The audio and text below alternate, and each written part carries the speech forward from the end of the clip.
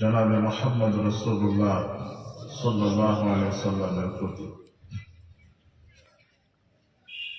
আজকে ইসলামী সম্মেলনে আমরা সংক্ষিপ্ত সময়ে, নির্দিষ্ট সময়ে যে বিষয়টি নিয়ে আলোচনা করব তা হচ্ছে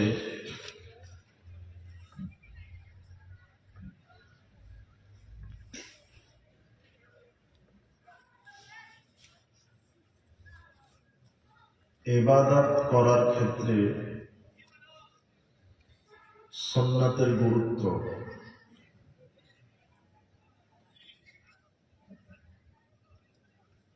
ইবাদত করার ক্ষেত্রে রাসূল সাল্লাল্লাহু আলাইহি ওয়াসাল্লামের পক্ষ থেকে দলিলের গুরুত্ব। বক্তব্যের বিষয় হচ্ছে দলিল। কি বললাম? দলিল। দলিল ছাড়া আপনি কোনো কিছুর মালিক নন। আমি যদি বলি এই মাঠে যে প্রোগ্রাম হচ্ছে, মাঠের মালিক আমি, তাহলে কি থাকতে হবে? দলিল। আপনি একটা গাড়ি কিনেছেন, সেটা মোটরসাইকেল হোক, প্রাইভেট কার হোক, তার একটা কি আছে? দলিল আছে। দলিল ছাড়া কিছু নেই। তো ইবাদত করবেন, ওই ইবাদত সঠিক নাকি ব্যাঠিক, যদি দলিলটা সঠিক হয় তাহলে ইবাদত কি হবে? সঠিক। এই জন্য প্রত্যেকটা আমল করার পূর্বে রাসূল সাল্লাল্লাহু আলাইহি ওয়াসাল্লামের পক্ষ থেকে দলিল যাচাই করতে হবে। যদি রাসূল সাল্লাল্লাহু আলাইহি ওয়াসাল্লামের পক্ষ থেকে দলিল না থাকে, তাহলে এই জমির মালিক আমি, কিন্তু দলিল নেই, তাহলে মালিক আমি নই। আমি যতই আমল করছি, আমলের পিছনে যদি দলিল না থাকে, সে আমলের মালিকও আমি নই। আর যদি আমল করার পিছনে দলিল থাকে, রাসূলের সুন্নাহ থাকে, তাহলে সে আমল কবুল হবে। আর যদি দলিল না থাকে, তাহলে আমল কবুল হবে না। বিশ্বাস করেন, দলিলের গুরুত্ব, প্রমাণ, সার্টিফিকেট, প্রমাণ, দলিল, এর যে এত গুরুত্ব, পাক ভারত উপমহাদেশে, বাংলাদেশ, পাকিস্তান, ভারত, এই দেশের মুসলমানেরা সুন্নাহকে, দলিলকে প্রাধান্য না দিয়ে তারা যুক্তিকে, মানুষের রায়কে, মানুষের তাকলিদকে, বড় আলেম, বাগদাদা, সংখ্যা গরিষ্ঠকে প্রাধান্য দিয়ে আমল করে। কিন্তু বাগদাদা, সংখ্যা গরিষ্ঠতা, আলেম, এগুলি আপনার আমল কবুলের পূর্ব শর্ত নয়। আপনার আমল কবুলের পূর্ব শর্ত হচ্ছে রাসূল সাল্লাল্লাহু আলাইহি ওয়াসাল্লামের সুন্নাহ। রাসূল সাল্লাল্লাহু আলাইহি ওয়াসাল্লামের পক্ষ থেকে দলিল আছে কিনা। আপনি যে আমলটা করছেন, সেটা যদি কোরআন এবং হাদিসে না থাকে, তাহলে আমল আল্লাহ কবুল করবেন না। ওই আমলের 5 পয়সা দাম নেই। যারা সালাত, সিয়াম, হজ, যাকাত, তাসবিহ, তাহলিল আমলই করে না, ইবাদতই করে না, তাদের ফলাফল জান্নাত নাকি জাহান্নাম? এতে তো সন্দেহ নেই। আল্লাহ বিচার মাঠে বলবেন, ইয়াতাসাআলুনা আনিল মুজরিমিন মা সালাকাকুম ফি সাকার।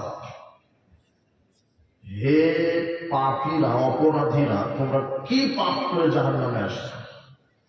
প্রথম যে পাপের কথা জাহান্নামের মুখ দিয়ে প্রকাশ করবে, সেটা হলো তারা বলবে, লাম নাকু মিনাল মুসাল্লিন, আমরা সালাত আদায় করতাম না।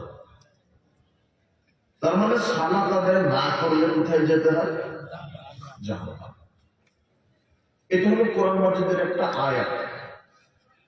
আবার কোরআন মাজিদের আরেকটা আয়াতে বলছেন ফাওয়াইলুল লিল, এখানে আবার বলছেন যে সালাত আদায় করে যাবে না। তো বিষয়টা কেমন হয়ে গেল? ওখানে বলছে যারা সালাত আদায় করে না তার পরিণাম কি, এখানে আবার বলছে যে সালাত মুসল্লিরাই জাহান্নামে যাবে। এখন আপনার কাছে আমার কথা, তার মানে কোরআন থেকে এটা স্পষ্ট যে যারা আমল করে না, সালাত সিয়াম হজ যাকাত আল্লাহর ইবাদতই করে না, আমল করে না, তাদের পরিণাম কি? জাহান্নাম। কিন্তু যারা আমল করার পরেও জাহান্নামে যাচ্ছে, এই বিষয়টা এরকম, আপনার দুইটা ছেলে আছে, দুটো ছেলে দাখিল পরীক্ষা দিয়ে একটা ছেলে বলছে আব্বু আমি পরীক্ষায় দিব না, পড়াশোনা করব না, আমি পড়াশোনা করব না, আলেম হব না, ব্যবসা করে খাবো, পড়াশোনা করব না, পরীক্ষায় দেবে। আর আরেকটা ছেলে বলছে আব্বু না আমি পড়াশোনা করবো, আলেম দাখিল পরীক্ষা দিব, আলেম দিব, হাজির দিব, কামেল দিব, দাওয়া ফারেক করবো, ইফতার করবো, মদিনা বিশ্ববিদ্যালয় বড় আলেম হবো, আপনি দোয়া করেন। এই নিয়ে ছেলেটা পরীক্ষা দেওয়া শুরু করেছে। দুইটা ছেলে, দুটাই দাখিল পরীক্ষা। একটা পরীক্ষায় দেয়, আচ্ছা বলেন তো ফেল না পাস? ফেল কি আর পাস কি দেয়? পরীক্ষায় দেয়। আর যে ছেলেটা এখন পরীক্ষা দিচ্ছে ও 10টা সাবজেক্ট খুব সুন্দরভাবে প্রত্যেকটা দিন পরীক্ষা হলে গেছে, রাজনীতি পড়াশোনা করেছে, সুন্দরভাবে পরীক্ষা দেওয়ার পরেও ফেল।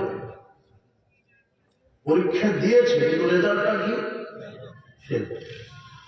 ছেলে তো দুটো, বলেন তো আফসোসটা কার বেশি হবে? হ্যাঁ, যে পরীক্ষা রাত জেগে পড়াশোনা করার পরেও এত সুন্দর করে পড়াশোনা করে দিন রাত পরিশ্রম করে পরীক্ষা দেওয়ার পর কি ফেল করতে পারে না? তাহলে এরপরও ফেল। তাহলে দুই ছেলের মধ্যে আফসোস কে করবে? যে পড়াশোনা করার পরে কি করেছে, আর যে পরীক্ষা দেয় তার আফসোস কি? ওদের এমনিতেই ফেল।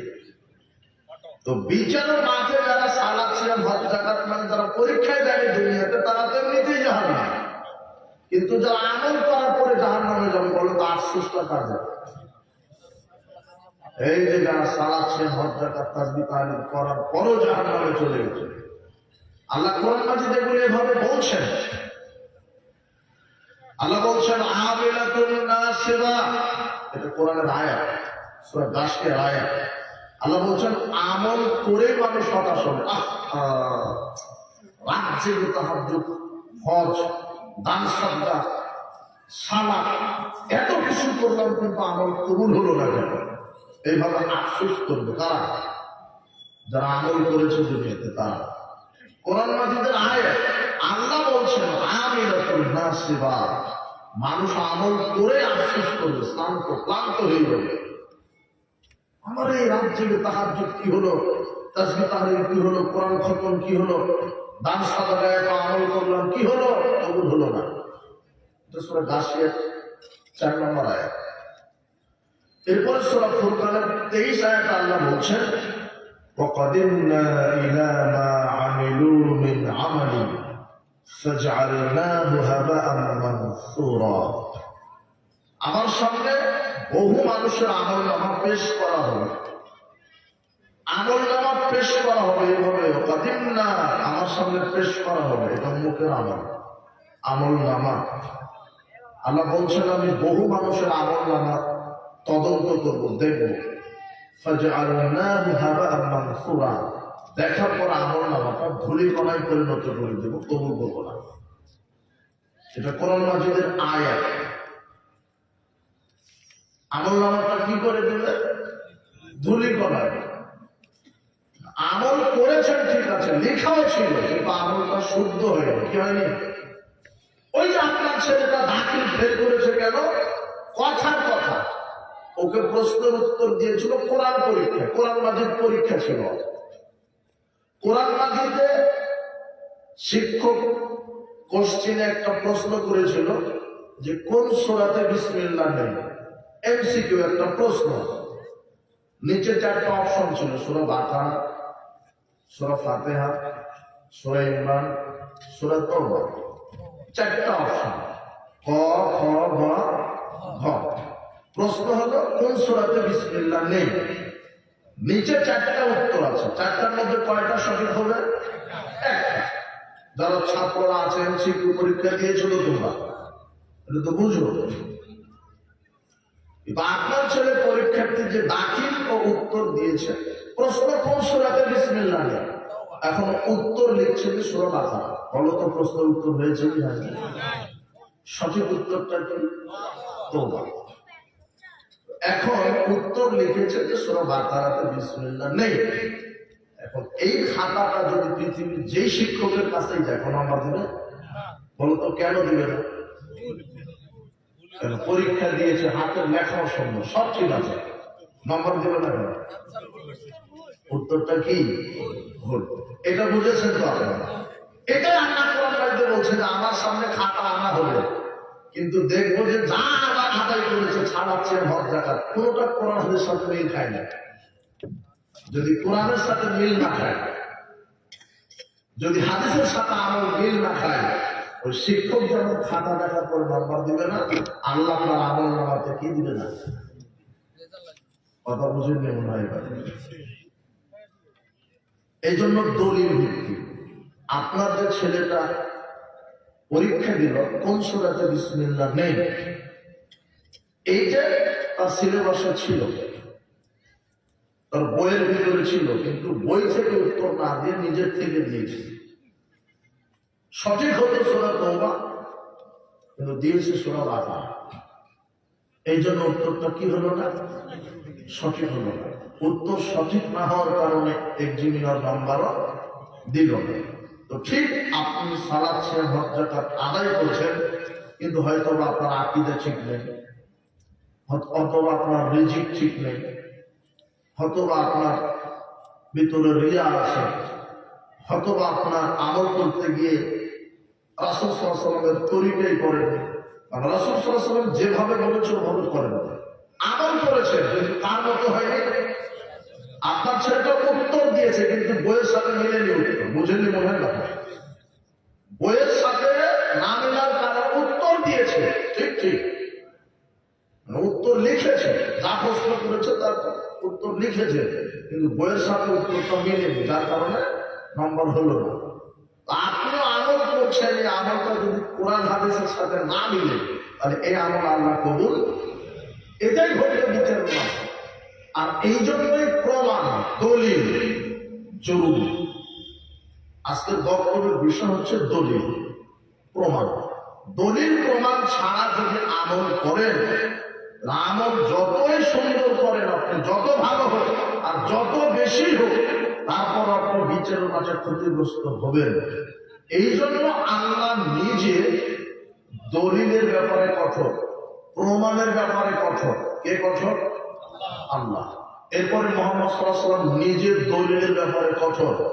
এরপরে সাহাবায়ে কেরাম নিজের দলিল প্রমাণ সুন্নাতের ব্যাপারে কঠোর।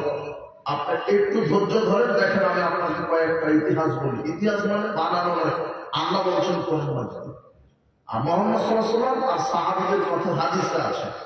আপনি একটু ধৈর্য ধরেন, দেখেন ইসলামের দলিল প্রমাণ সুন্নাতের গুরুত্ব কত। সারা রাত ইবাদত করবেন, সেটা যদি সুন্নাহ অনুযায়ী না হয়, এক নেকিও হবে না। আল্লাহ নিজে দলিলের ব্যাপারে কঠোর, প্রমাণের ব্যাপারে কঠোর।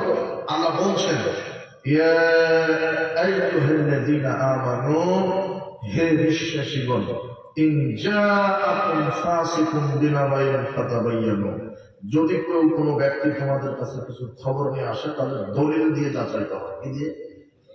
দলিল প্রমাণ দিয়ে, যে কথাটা ঠিক না বেঠিক। এটা আল্লাহ বলছে, আল্লাহ দলিলের ব্যাপারে কঠোর।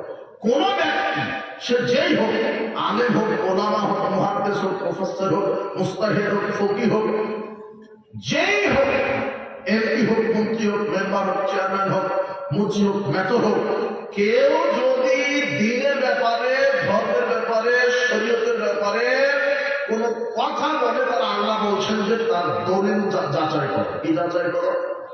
দলিল, তার প্রমাণ আছে কিনা, এই কথার প্রমাণ আছে কিনা, ভিত্তি কি, কোথায় থেকে বলছেন, নাকি বানিয়ে বলছেন। এই জন্য আল্লাহ কঠোর, আল্লাহ নিজে বলছেন প্রমাণ যাচাই করো, দলিল যাচাই করো। এইবারে আল্লাহ মুহাম্মদ সাল্লাল্লাহু আলাইহি ওয়াসাল্লামের উপরে কঠোর হয়েছেন। দেখেন আল্লাহ বলছেন, ওয়ামা ইয়ানতিকু আনিল হাওয়া ইন হুয়া ইল্লা ওয়াহয়ুন ইউহা। মুহাম্মদ সাল্লাল্লাহু আলাইহি ওয়াসাল্লাম তিনি নিজের থেকে কোনো কথা বলেন না, তিনি যা বলেন সব আমার পক্ষ থেকে করা ওহী। তিনি নিজের থেকে কোনো কথা বলেন না, তিনি নিজের থেকে ধর্মের নামে, ইসলামের নামে, শরীয়তের নামে, দ্বীনের নামে একটা কথা নিজের থেকে বলেন না। তিনি যা বলেন সব তার পক্ষ থেকে করা ওহী, আল্লাহর পক্ষ থেকে।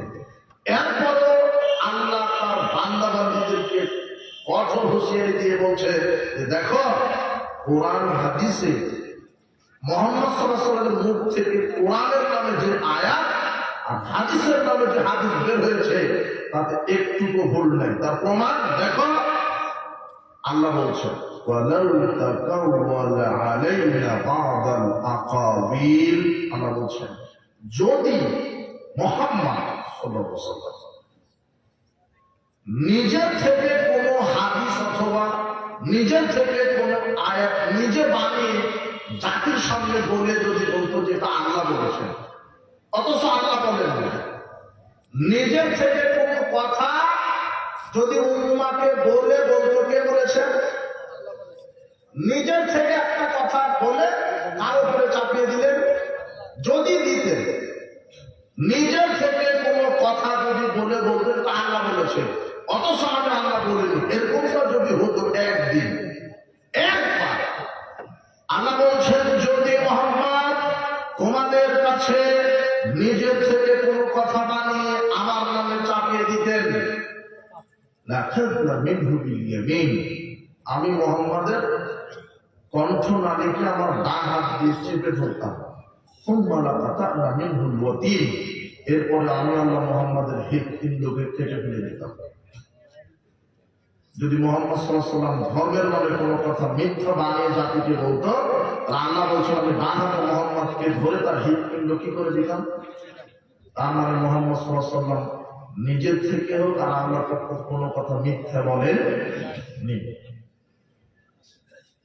আব্দুল্লাহ ইবনে আমর রাদিয়াল্লাহু আনহু বলছেন,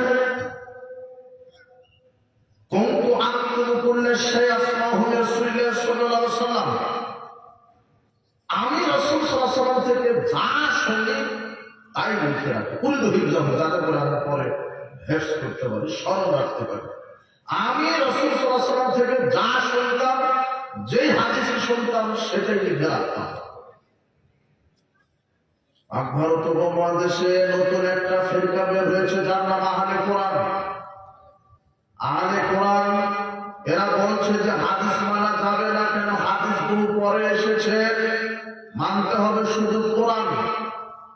যারা এই কথা বলে বিভ্রান্ত ছড়ায়, যারা বলে রাসূলের হাদিস মানা যাবে না, হাদিস বহু পরে এসেছে, মানতে হবে কোরআন, এরা হলো নগদ টাটকা কাফের। আহলে কোরআন কি কাফের? কেন? হাদিস বহু পরে আসেনি, ওরা মিথ্যা অপবাদ দিচ্ছে। মুহাম্মদ সাল্লাল্লাহু আলাইহি ওয়াসাল্লামের যুগ থেকে সাহাবারা হাদিস কি করতেন, লিখতেন। এই যে তার দলিল, আবু দাউদের 3646 নম্বর হাদিস। রাসূল সাল্লাল্লাহু আলাইহি ওয়াসাল্লাম থেকে সাহাবাগণ হাদিস লিখতেন, এটা তার প্রমাণ, এটা তার দলিল। আবু সাঈদ খুদরি বলছেন, আমি সব হাদিস লিখতাম, যেটাই শুনতাম। ফানাহাতনি কুরাইশ, একদিন কুরাইশ লিডার নেতারা আমাকে বলছে, আচ্ছা তুমি কি মোহাম্মদের কাছ থেকে যা শোনো তাই কি লিখে নাও? রাসূলুল্লাহ সাল্লাল্লাহু আলাইহি ওয়াসাল্লাম মুহাম্মদ সাল্লাল্লাহু আলাইহি ওয়াসাল্লাম উনি তো একজন মানুষ, ইয়াতাকাল্লামু ফিল গাদাবি ওয়ার রিদা, সে রাগান্বিত অবস্থার কথা বলে, হাসি তামাশায় চাকতেও কথা বলে, রাগান্বিত অবস্থার কথা বলে, হাসি খুশি অবস্থাও কথা বলে। তো সব তো লেখা যাবে না, তুমি যা শোনো তাই লিখো, মানে তুমি লিখো না।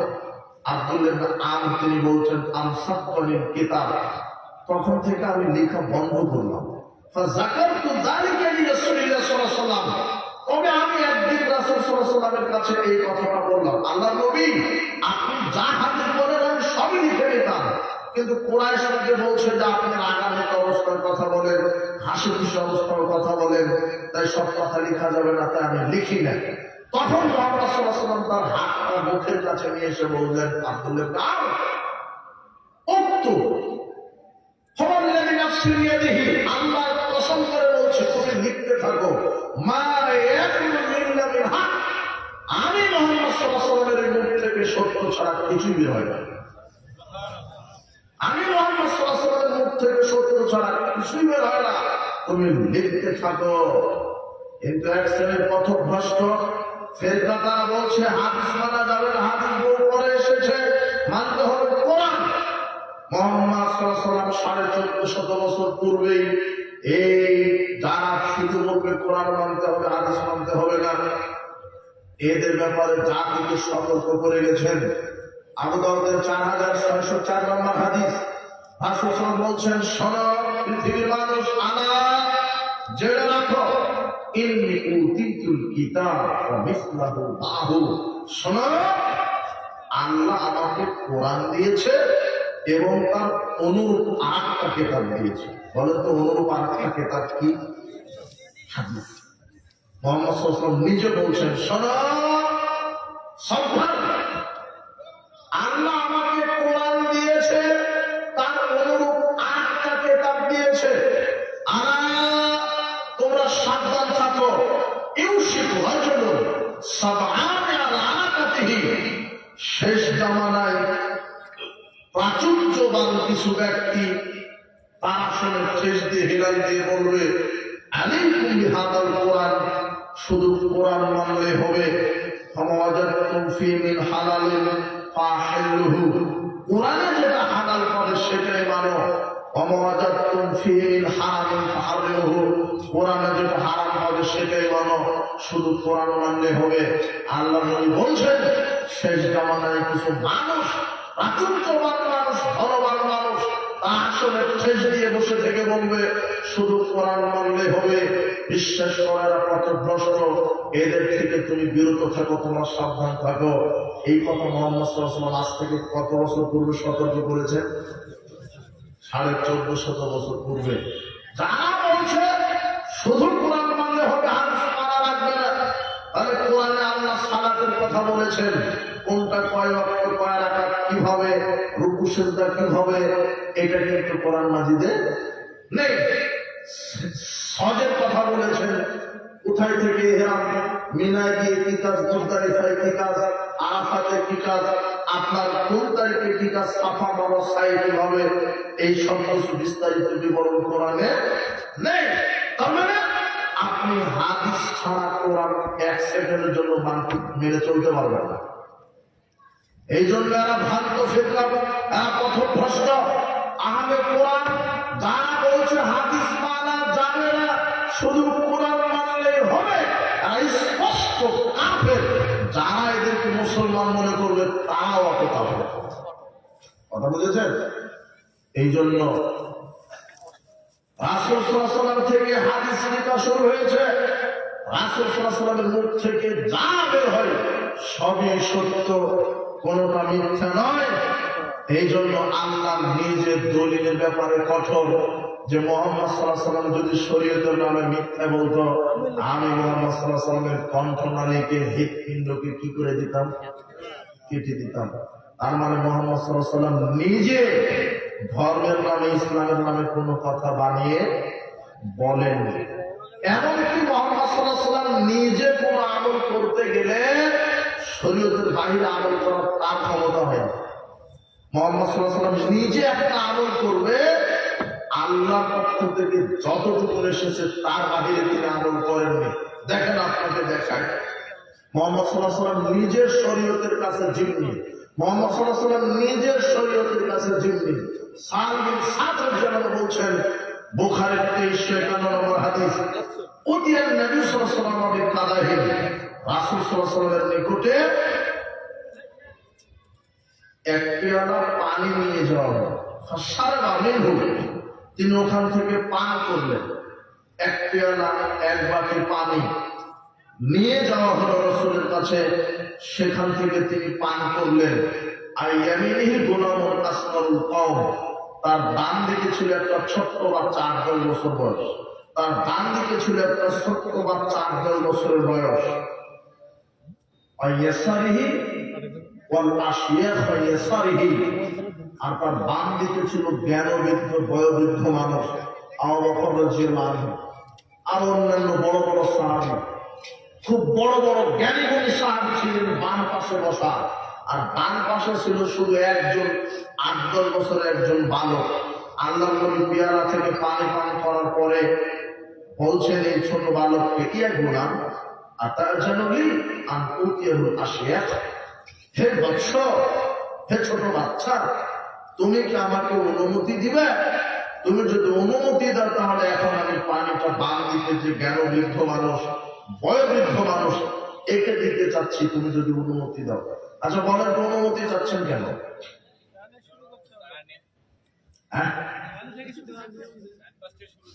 মানে মুহাম্মদ সাল্লাল্লাহু আলাইহি ওয়াসাল্লামের এটা ক্ষমতা নাই যে নিজের থেকে তিনি বাম দিকে দিবেন। শরীয়ত বলে দিয়েছে দিতে হবে কোন দিক থেকে? ডান দিক থেকে। তিনি শরীয়তের কাছে জিম্মি, তিনি নিজের শরীয়তের কাছে জিম্মি। এবারে গোলাম বলছে, মা কুনতু সারাবি ফাতিমি কাহাদানি রাসূলুল্লাহ সাল্লাল্লাহু আলাইহি ওয়াসাল্লাম, আপনার নিকট থেকে ফজিলতের আশা আমি আমায় আগে দিতে চাচ্ছি, আমি অন্য কাউকে দিতে দিব না। আমাকে আগে দেন, আমি আগে নিতে চাচ্ছি। মুহাম্মদ সাল্লাল্লাহু আলাইহি ওয়াসাল্লাম ছোট বালকের দিতে বাধ্য হলেন, বাম দিকের লোককে দিতে পারলেন না। কেন? শরীয়ত বলছে যে ডান দিক থেকে দেওয়া শুরু করো। মুহাম্মদ সাল্লাল্লাহু আলাইহি ওয়াসাল্লাম নিজের শরীয়তের কাছে জিম্মি। আল্লাহ দলিলের ব্যাপারে কঠোর, দলিল ছাড়া তিনি আমল তদন্ত করতে নিষেধ করেছে। মুহাম্মদ সাল্লাল্লাহু আলাইহি ওয়াসাল্লাম দলিল ছাড়া, শরীয়ত ছাড়া কোনো আমল করেননি। মুহাম্মদ সাল্লাল্লাহু আলাইহি ওয়াসাল্লাম নিজে দলিলের উপরে এত কঠোর। আপনি বলছেন না যে রহমতের নবী? হ্যাঁ, তিনি রহমতের নবী, কিন্তু যখনই তার সামনে শরীয়তকে পরিবর্তন করে দিয়েছে তখন তার ভিতরে দয়া নেই, তখন তার উপরে কঠোর দেখায়। রহমতের নবী দেখেন, তার চোখের সামনে একজন সাহাবী শরীয়তকে, সুন্নাতকে পরিবর্তন করে দিয়েছে। মুহাম্মদ সাল্লাল্লাহু আলাইহি ওয়াসাল্লামের কঠোরতা দেখেন, কি কঠোরতা! হাদিসটা তিরমিজিতে এসেছে, 3394 নম্বর হাদিস। রাসূল সাল্লাল্লাহু আলাইহি ওয়াসাল্লাম বারা ইবনে আজবকে ঘুমানোর দোয়া শেখাচ্ছেন। কিসের দোয়া? ঘুমানো, ঘুমানোর দোয়া।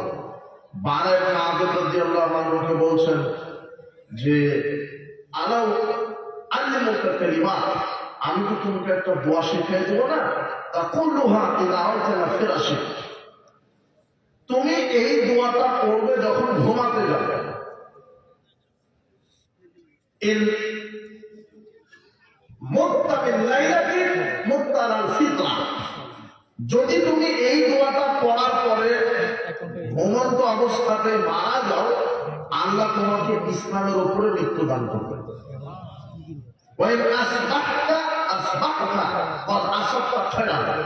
আর যদি তুমি এই দোয়া পাঠ করার পরে যদি তুমি সকাল করো, আল্লাহ তোমাকে কল্যাণের উপরে সকাল করাবে। আমি কি এই দোয়াটা তোমাকে শিখাইয়া দেব না?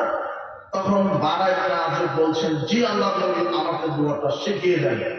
তখন আল্লাহ নবী বলছেন, এইভাবে বলবেন, আল্লাহুম্মা ইন্নী আসলামতু নাফসি ইলাইকা ওয়া ওয়াজ্জাহতু ওয়াজহি ইলাইকা ওয়া ফাওয়াজতু আমরি ইলাইকা والجهر إليك رغبة ورهبة إليك لا ملجأ ولا منجا منك إلا إليك آمنت بكتابك الذي أنزلت وبنبيك الذي أرسلت একটা দেখুন দোয়া পড়ো তো বাংলায় নামাজ শিখে গেলেন এখন মুহাম্মদ সাল্লাল্লাহু আলাইহি ওয়াসাল্লামের সামনে আবার পড়ে শোনাচ্ছেন দেখেন তো আল্লাহ নবী হয় কিনা এইভাবে পড়তে পড়তে আল্লাহ নবী শেষ বাক্যে বলেছিলেন আমানতু বিনাবিকা আল্লাযী আরসালতা কিন্তু বাংলায় নামাজে রাসূল সাল্লাল্লাহু আলাইহি ওয়াসাল্লামের সামনে একটা বাক্য শব্দ পরিবর্তন করে দিয়েছেন আল্লাহ নবী বলছেন আমানতু বিনাবিকা বলো কিন্তু বাংলায় নামাজে বলছেন আমানতু বিরাসূলিকা কি বলে ফেলেছে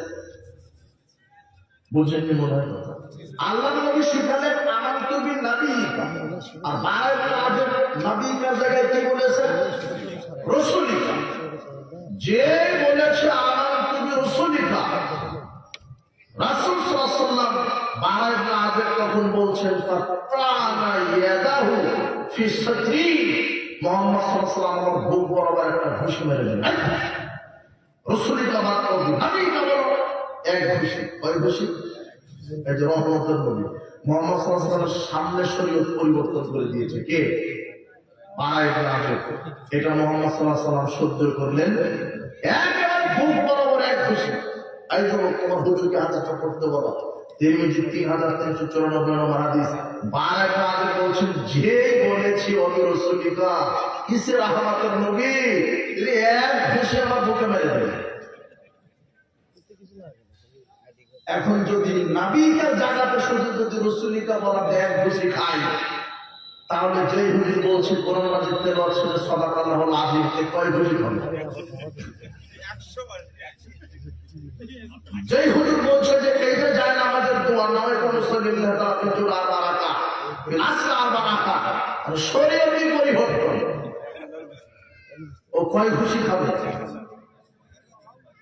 কথা বুঝিনি মনে হয় যারা সমাজের সুন্নাহকে পরিবর্তন করে দিয়েছে যে সালাতে দাঁড়ানোর সময় 4 আঙ্গুল আদা ফাঁকা রেখে দাঁড়াচ্ছে মুহাম্মদ সাল্লাল্লাহু আলাইহি ওয়াসাল্লাম থাকলে কয় ঘুষি দিতে এদেরকে হুজুরই ভালো জানে যারা শরীয়তকে পরিবর্তন করে দিয়েছে নগদ বাংলা আজব বলছে না বলতে দেবে কিন্তু বাংলা আজব বলছে যেহেতু নবীদের চাইতে রাসূলদের মর্যাদা কি বেশি তাই বাংলা আজব রাসূলকে বেশি মর্যাদা দিতে গেছে দিতে গিয়ে খুশি না কথা বুঝেন মুহাম্মদ সাল্লাল্লাহু আলাইহি ওয়াসাল্লাম তুমি কি বুঝেছ মুহাম্মদ সাল্লাল্লাহু আলাইহি ওয়াসাল্লাম নিজের শরীয়তের ব্যাপারে সুন্নাতের ব্যাপারে কত কঠোর আর তুমি বলছো বাপদাদা থেকে করে আসছে তাই করি বড় হুজুর বলে তাই করি অমুক হুজুর বলে তাই করি অমুক হুজুরের 5 পয়সা দাম আছে মুহাম্মদ সাল্লাল্লাহু আলাইহি ওয়াসাল্লামের সুন্নাতের কাছে তোমার বাপদাদার 5 পয়সা দাম আছে দেখো তোমাকে আরেকটু দেয় আচ্ছা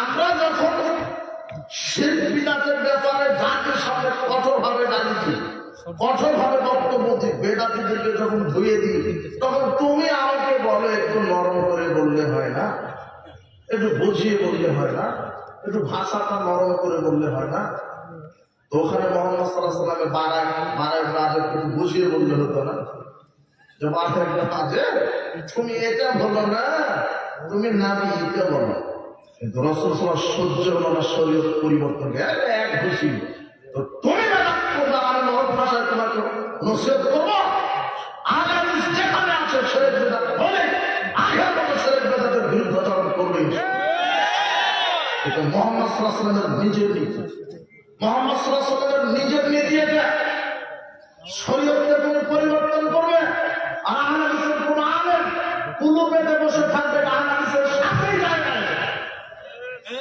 এটা আহলে হাদিসের বাচ্চাদের সাথেই যায় না এরা বিপ্লবাত্মক এরা মুজাহিদ যেখানে বেদাত দেখবে সেখানে সুন্নাহ দিয়ে বেদাতকে কবর দিবে ইনশাআল্লাহ এটা মুহাম্মদ সাল্লাল্লাহু আলাইহি ওয়াসাল্লামের নিজের নীতি তোমার মতো ওই নরম ভাষাতে কথা বললে হবে তোমাকে আরেকটু দেখাই তুমি একটু ধৈর্য ধরো দেখো তোমাকে দেখাই শরীয়তের ব্যাপারে মুহাম্মদ সাল্লাল্লাহু আলাইহি ওয়াসাল্লাম নিজে কত কঠোর সাহাবীগণ কত কঠোর দেখো এইবারে দেখো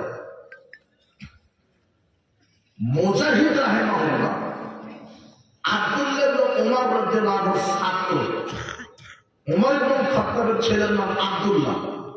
আব্দুল্লাহ রাদিয়াল্লাহু আনহু ছাত্র হচ্ছে মুজাহিদ।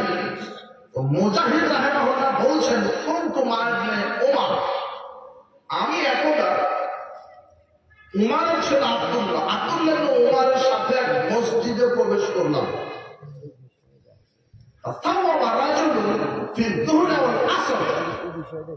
তো যে মসজিদে আমরা প্রবেশ করলাম ওই মসজিদের মুয়াজ্জিন সাহেব আযান দিলেন যোহর অথবা আসরের।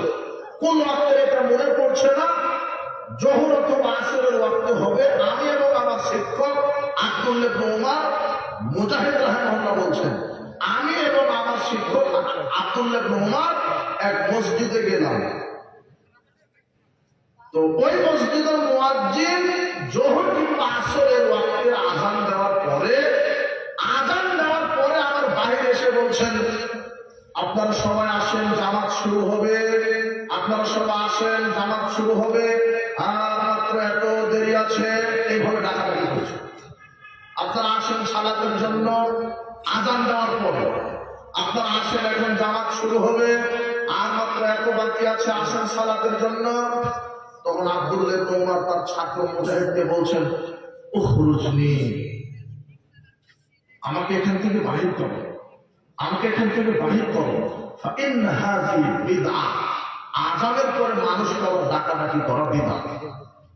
আযানের পরে আবার মানুষকে ডাকাডাকি করা কি বিদআত।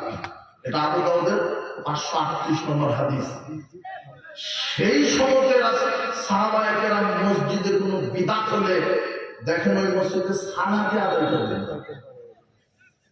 এখন আব্দুল্লাহ ইবনে উমর মুজাহিদ তার ছাত্রকে বলছেন, আমাকে বের করো, মানে উনি সেই বয়সে অন্ধ হয়ে গেছিলেন। কি হয়ে গিয়েছিলেন? অন্ধ। তাই তিনি বলছেন, আমাকে বাহির করো, যেই মসজিদে বিদআত আছে এই মসজিদে আমি আব্দুল্লাহ ইবনে উমর সালাত আদায় করবো না। আযানের পর আবার মানুষকে ডাকা কি, আর তোমার ঈদগাহ মাঠে সালাত শুরু করবে, 1.5 ঘন্টা বক্তৃতা চলে আগে। একের পর এক হুজুর আসে, ইমাম বড় হুজুর তো আসে, ধীরে সস্তে আসছে। এদিকে ছোট হুজুরের 1.5 ঘন্টা বক্তব্য দিচ্ছে, আর বলছে আর মাত্র 5 মিনিট বাকি আছে, মানে ঈদের জামাতের 5 মিনিট বাকি আছে। আর আজানই নাই, এটা তুমি মসজিদে ঘর মাইকে ডাকাডাকি করো, মানে নগদ বিদআত। তুমি ডাকো কেন? যেখানে ঈদের মাঝে আজানই নাই তুমি ডাকো কেন? আর মসজিদের মাইকে বলছেন, আমার একটা ছাগল হারিয়ে গেছে, একটু বলেন তো ছাগল হারিয়ে গেছে।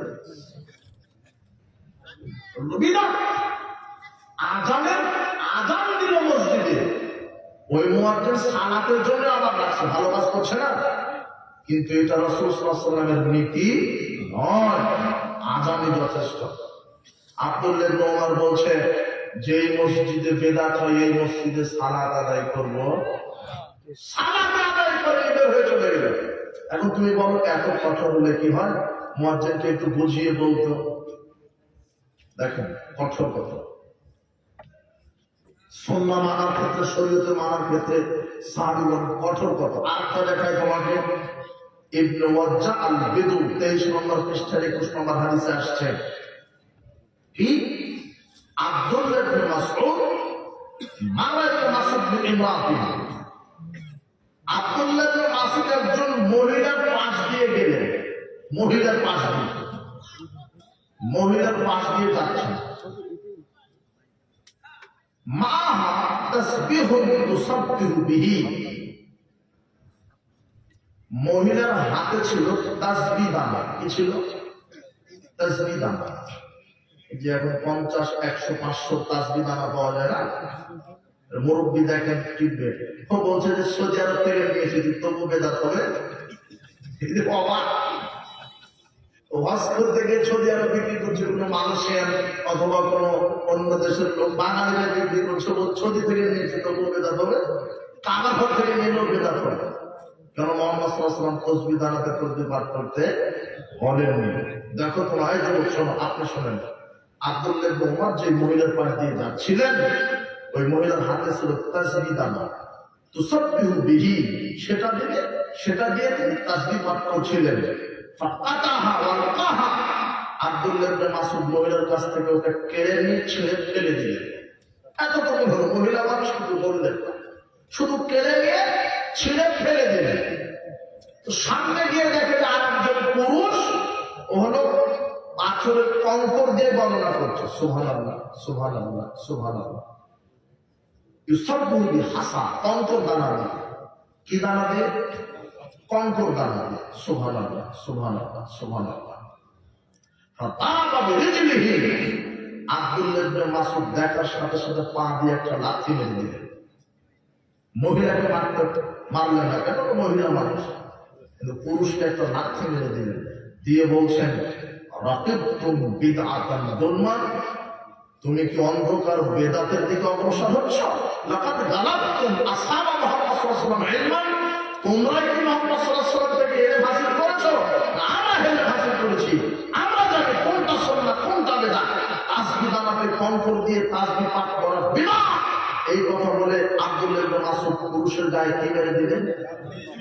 লাথি মেরে দিলেন, আর কঠোর ভাষায় প্রতিবাদ করলেন। এখন তুমি বলো আব্দুল্লাহ ইবনে মাসউদকে একটু নরম হলে হতো না? তোমার মতো হবে, তোমার মতো চললে হবে, হিকমতের দোয়া দিয়ে হবে, হিকমতের দোয়া দিয়ে ইসলাম কায়েম হবে।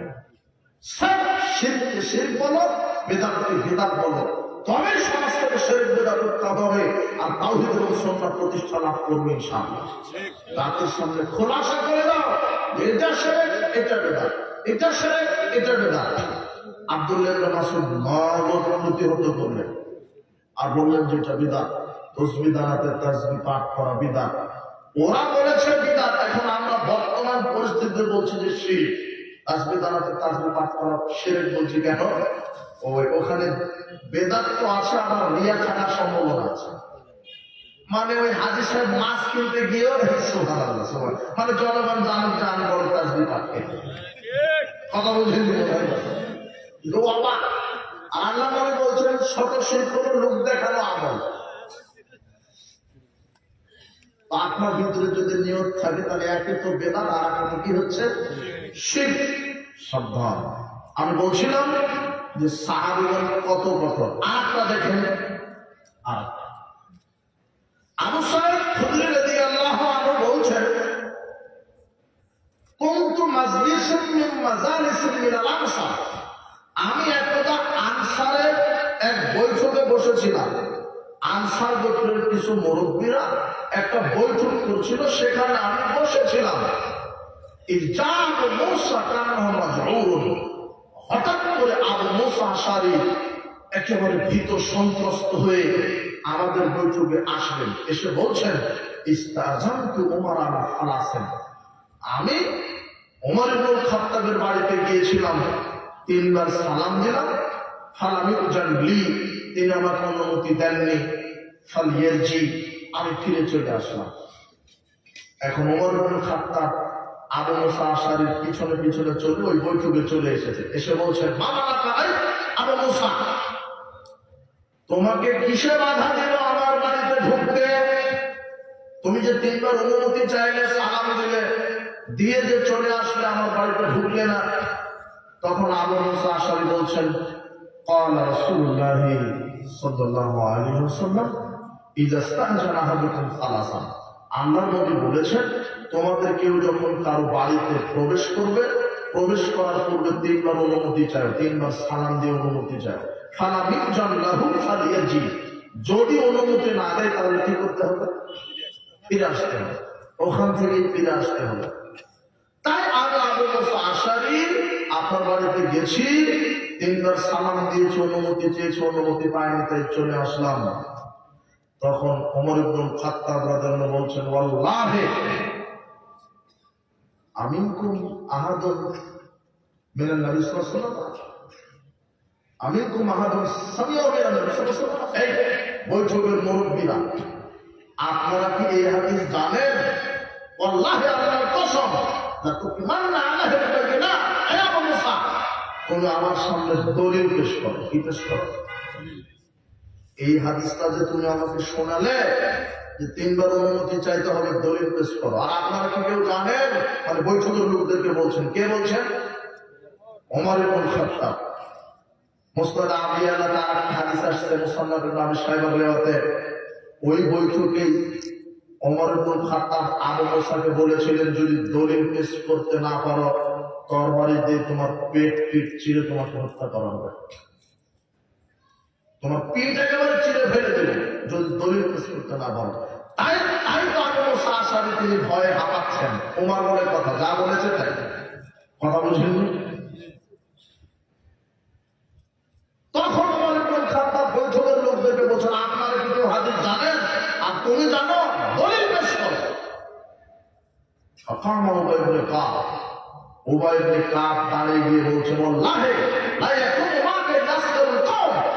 ওমর ইবনে খাত্তাব এই বৈঠকে মুরব্বীরা নয়, এই বৈঠকে যে সবচেয়ে ছোট মানুষ তার এই দলিল জানা আছে। কোন আসকারুল কওম, তখন আবু সাহেব চট করে দাঁড়িয়ে বলছেন, আখবারতু ওমর আন্নান নবী সাল্লাল্লাহু আলাইহি ওয়াসাল্লাম কালা যালিক।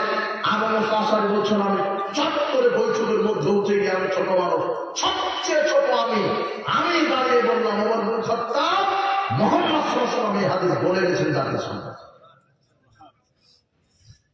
দেখুন, ওমর ইবনে খাত্তাবের এই হাদিস জানা ছিল। তুমি একজন আলেমকে ফতোয়া জিজ্ঞাসা করছো, আলেম বলছে জানি না, তখন তুমি বলছে আলেম হয়েছে, ফতোয়া জানে না। আলেম অনেক জানতে পারে, কিন্তু আলেম সব জানতে। এই যে ওমর ইবনে খাত্তাব অর্ধ পৃথিবীর খলিফা, তারপরে এই হাদিস তার কি ছিল না, জানা ছিল। আর এটা কথা হলো যে সাহাবীগণ দলিলের ব্যাপারে কত কঠোর ছিলেন। বুঝেছেন কি কথা? ওমর ইবনে খাত্তাব তখন উবাই ইবনে কাব বলছেন, ওমর ইবনে খাত্তাব আপনি রাসূলের কোন সাহাবীকে তরবারির ভয় দেখাবেন না, হত্যার ভয় দেখাবেন না। তখন ওমর ইবনে খাত্তাব বলছেন, আসলে তো আমি বিষয়টা ওইভাবে দেখিনি, আমি মনে করেছি যে রাসূলের নামে কেউ হাদিস তৈরি করলো কিনা, ইসলামের ভিতরে কেউ কোনো বেদাত ঢোকালো কিনা। আজকে সমাজে অন্ধে অন্ধে বেদাত। আমি সেদিন কয়েক সপ্তাহ আগে গাড়িতে বসে একটা ফেসবুকে পান দিয়েছি, তখন এক হুজুর পাগড়িওয়ালা, পাগড়ি তো নয়, দেখি বিবাহ বলে হিন্দুরা যে ওই কি দেয় মুকুট পরে, এরকম একটা মুকুট, আর বায়ের সাথে পাগড়ি এই জায়গায় মহিলার মতো ওড়না করে দেওয়া আছে, আর ওয়াজ করছে, বলছে যে স্ত্রীর নিচের ঠোঁটে চমা দিলে কবুল হজের নাকি। হুজুর বক্তব্য দিচ্ছে। তাহলে ওমর ইবনে খাত্তাব যদি থাকতো তাহলে এই হুজুরের কি হতো? পেট চিরে হতো। দলিলই নেই। কত বিদাত সমাজে চালু আছে, কত ভ্রান্ত কথা সমাজে চালু আছে। হুজুর বলছে পুরুষ নাভির নিচে হাত দিতে সালাত আদায় করবে, আর মহিলা বুকের উপরে হাত দিতে সালাত আদায় করবে। ওই হুজুর জাতির সামনে প্রতারণা করছে, হলো চিটা। নারী পুরুষের সালাতের কোনো পার্থক্য নেই, নারী পুরুষের সালাতের কোনো পার্থক্য নেই। রুকু, সেজদা, কিয়াম, কুনুত, কিরাত সব হলো একই। বলেন তো কোনো কি নেই? বুঝে নিব না আমার কথা। নারী পুরুষের সালাতের কোনো পার্থক্য নেই। পুরুষ তো 5 ওয়াক্ত সালাতে ইকামত দিয়ে সালাত আদায় করবে, আপনার স্ত্রীকেও ইকামত দিয়ে সালাত আদায় করতে হবে। পুরুষ তো রাত্রে মাগরিব, এসা, ফজর, সরবে জোরে কেরাত করবে, আপনার স্ত্রীও যদি বাড়িতে সালাত আদায় করে তাকেও সরবে কেরাত করতে হবে, তবে কণ্ঠ হবে নিচু, যাতে জানালা টানা না হয়। কথা বুঝে দেব না, পর পুরুষের কানে যেন না দেয়, অন্তত সে যেন শুনতে পারে যে সে কোন সরে কেরাত করছে। বুঝেনি কথা? নারী পুরুষের কোনো পার্থক্য নেই। আল্লাহ নবী বলেছেন, আসরাফুন নাস আল্লাযী ইয়াসরুকু সালাতাহু, সবচেয়ে বড় চোর সালাত চোর, সবচেয়ে বড় চোর সালাত চোর। সাহাবাগণ বলছে, কেন ইয়াসরুকু সালাতাহু, আল্লাহ নবী মানুষ কি করে সালাতকে চুরি করে? তখন আল্লাহ নবী বলছেন, লা ইউকিম্মু রুকুআহা ওয়া লা সুজুদাহা, যারা রুকু সিজদা পরিপূর্ণভাবে করে না তারাই সালাতকে চুরি করে। দেখেন আপনার স্ত্রী যেভাবে সিজদা করেছে, যেভাবে রুকু করেছে ওটা হয়নি, যেভাবে সিজদা করেছে ওটা হয়নি। আল্লাহ নবী বলছেন, ইন্না রাজুলা ইউসাল্লি 60 সালাত, মানুষের মধ্যে অনেক মানুষ থাকবে যারা 40, 50, 60 বছর ধরে সালাত আদায় করবে, মা তুকবালু সালাতুন, তাদের এক রাকাত সালাত আল্লাহ কিয়ামতের দিন কবুল করবে না। তাদের কবুল হবে না যারা রুকু সিজদা ঠিকমতো করে না। আল্লাহ বলছেন যে তোমরা এমন ভাবে রুকু সিজদা করো যাতে করে পেটের নিচ দিয়ে বকরির বাচ্চা, ছাগলের বাচ্চা চলে যায়। কিসের নিচ দিয়ে? কিন্তু আপনার স্ত্রী যে সিজদাটা মেরেছে, পিঁপা যাওয়ার কায়দা নেই, মাথার ওই দিক দিয়ে ঘুরে যেতে হবে। আপনার স্ত্রীর সালাত বাতিল, ভয় নেই, কবুল হবে না। লম্বা ভাবে সেজদা, নারী পুরুষের রুকু সেজদা কিয়াম কবুল কোনো কি নেই। পুরুষ যেভাবে দাঁড়াবে নারীও, পুরুষ যেভাবে রুকু করবে নারীও, পুরুষ যেভাবে সেজদা করবে নারীও, লম্বা ভাবে সেজদা যাতে করে পেটের নিচ দিয়ে কিশোর বাচ্চা চলে যেতে পারে। কিন্তু হুজুর যে বললো যে নারী পুরুষের সালাতের পার্থক্য কি, পুরুষ বাঁধবে নাভির নিচে, মহিলা বাঁধবে বুকের উপর, বিশ্বাস করো সহি নয়, জয়ীফ নয়। একটা জাল হাদিসের পৃথিবীতে পর্যন্ত আরবিতে এই হাদিস লেখা হয়, দলিলই নেই, এমনিতেই চলছে। কোন হাদিসের কিতাবে লেখা হয় এমনিতেই চলছে। এদেশের হাফেজ সাহেবেরা বলে সাদাকাল্লাহুল আযীম, পৃথিবীতে কোন হাদিসের কিতাবে আরবিতে এই দোয়াটা লেখাই হয়নি। কথা বুঝেননি মনে হয় আমার? তা আগামীকাল আপনাদের গোবিন্দগঞ্জের সবচেয়ে যে বড় হুজুর তাকে বলবেন মাওলানা সাহেব, এই দোয়াটা হাদিসের পাতাতে কোথায় লেখা আছে? সহি জয়ীফ লাগবে না, এটা কি হলেই হলো, শুধু আরবিতে লেখা থাকলে হবে। আমরা দেখতে চাচ্ছি সাদাকাল্লাহুল আযীম কোথায় লেখা। আপনি যে ওই সালাতের নিয়ত তৈরি করেছেন, নিয়ত রে ভাই, জোহরের এক নিয়ত, আসরের এক নিয়ত, মাগরিবের এক নিয়ত, ফজরের এক নিয়ত, তাহাজ্জুদের এক নিয়ত, তারাবির এক নিয়ত, বিদরের এক নিয়ত, ঈদের এক নিয়ত, জানাজার এক নিয়ত। মুসল্লি বলছে সেটা ফাতিহা ঠিক মতো জানি না, নিয়ত একেবারে নামাজি করবে, নামাজি করবে, নিয়তের ঠেলায় মুসল্লি আসছে। অবাক কথা। এখন হুজুরকে বলেন যে আপনি যে নিয়ত মেরে দিলেন মুখে, হাদিসের কোন কিতাবে লেখা আছে? এই যুবক সহি নয়, জৈব নয়, কি দেখতে যাবো? এটা জান হলে হবে, শুধু আরবিতে লেখা থাকলে হবে। হাদিসের পাতাতে লেখাই নাই, তবুও চলছে। তুমি সেই বৈঠকে বসে আশহাদু আল্লা ইলাহা ইল্লাল্লাহ, আশহাদু আন্না মুহাম্মাদান, টপ করে জায়গায় টপ করে নামে দিলে এটা কোথায় আছে? কোথায় আছে? আর তুমি সালাতে দাঁড়ালে বাংলাদেশের 17-98টা মসজিদে 4 আঙ্গুল আধার ফাঁকাকে দাঁড়ায়, এরা কি কানা? আমি বলেছি এরা কানা, এরা বোবা, এরা প্রতিবন্ধী মূর্তি। আল্লাহ নবী বলছেন ফাঁক বন্ধ করে দাঁড়াও, ফাঁকা জায়গা বন্ধ না হলে পরে শয়তান থাকে। আর এরা বলছে যে ফাঁকা করে দাঁড়াও, ফাঁক বন্ধ করলে অপমান করা হয়। হুজুর কত প্রতারণা দিচ্ছে জাতির কাছে। মোহাম্মদ সাল্লাল্লাহু আলাইহি ওয়াসাল্লাম বলছেন মানসাদা ফুরজাতান ফি সাফ, যে ব্যক্তি কাতারে পরস্পরের দুইটা পা মিলিয়ে দাঁড়াবে আল্লাহ তার মর্যাদা বাড়িয়ে দিবেন। আল্লাহ হুবাইতান ফিল জান্নাহ, জান্নাতে একটা ঘর নির্মাণ করে দিবেন। আর তোমার হুজুর ইংলিশের মতো যুক্তি দিচ্ছে আমি আদমকে সেজদা দিব কেন? ও মাটি আর আমি আগুন, মাটি ভূমিকম্পে ধসে যায় আর আগুন উপরে যায়। তোমার হুজুরে যুক্তি দিচ্ছে যে পায়ের সাথে পা মিলালে তো অপমান করা হবে। কোথায় মসজিদ পাটা দিতে মন্ত্রীর পায়ের সাথে লাগে? কোথায় শিক্ষকের পা, ছাত্র পা শিক্ষকের পায়ে লাগে? তোমার এই মৌলবী কত বড় কথা যুক্তি দিচ্ছে।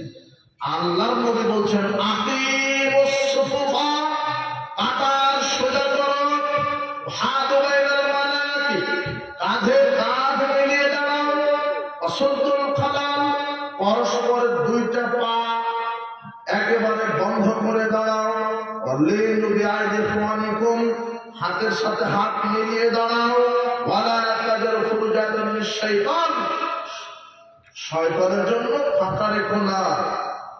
ইন্নী লা শাইতান ইয়াদখুলু মিন খালালিস সাফ কামাল হাদা, শোনো আয় সাহাবীগণ, যখন তোমরা কেউ ফাঁকা রেখে দাঁড়াও তখন আমি মুহাম্মদ সাল্লাল্লাহু আলাইহি ওয়াসাল্লাম দেখি ওই তোমাদের ফাঁকা জায়গাতে ইবলিস শয়তান বসে আছে। ছাগলের বাচ্চার আকারে শয়তান বসে আছে। ফাঁকা জায়গাতে কে থাকে? এই দেশের হুজুরেরা মুসল্লিরা কি হাদিস জানে না, আমল করবে না? এরা হলো প্রতিবন্ধী, এরা হলো বোবা। দেখো তুমি মাঝহাবের তাকলিদ করতে গিয়ে কত সর্বনাশ তুমি করেছো। তোমার হুজুর নবদ বলছে, দেখো তুমি হুজুর না বলো, দেখো এ বলছে যে পায়ের সাথে পা মিলানোর হাদিস আছে, এটা আমরা জানি। রাফা লেদাই করার হাদিস আছে, এটা আমরা জানি। আমিন বলার হাদিস আছে, এটা আমরা জানি। জানাজার সালাতে সূরা ফাতিহা করতে হয়, এটা হাদিস আছে আমরা জানি, কিন্তু আমরা মানব না কেন? মাযহাবে নাই তো মানব না।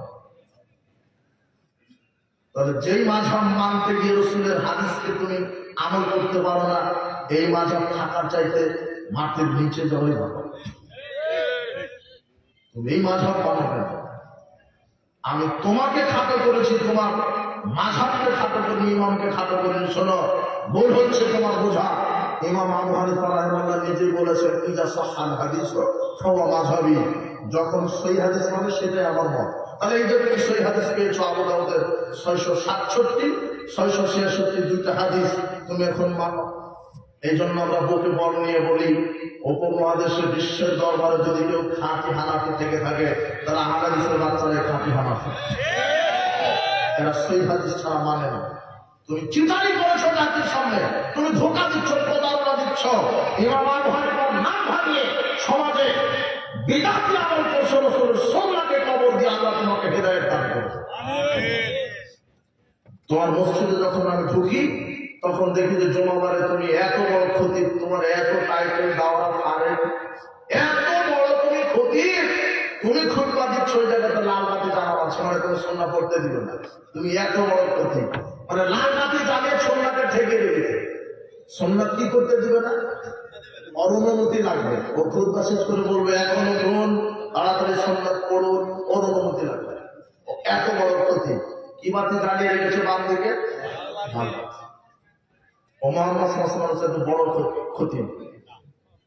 বুখারীর 931 নম্বর হাদিস, নবী সাল্লাল্লাহু আলাইহি ওয়াসাল্লাম দাখালা রাজুলুন ইয়াউমাল জুমআহ, একজন ব্যক্তি জুমার দিনে ঢুকেছে মসজিদে।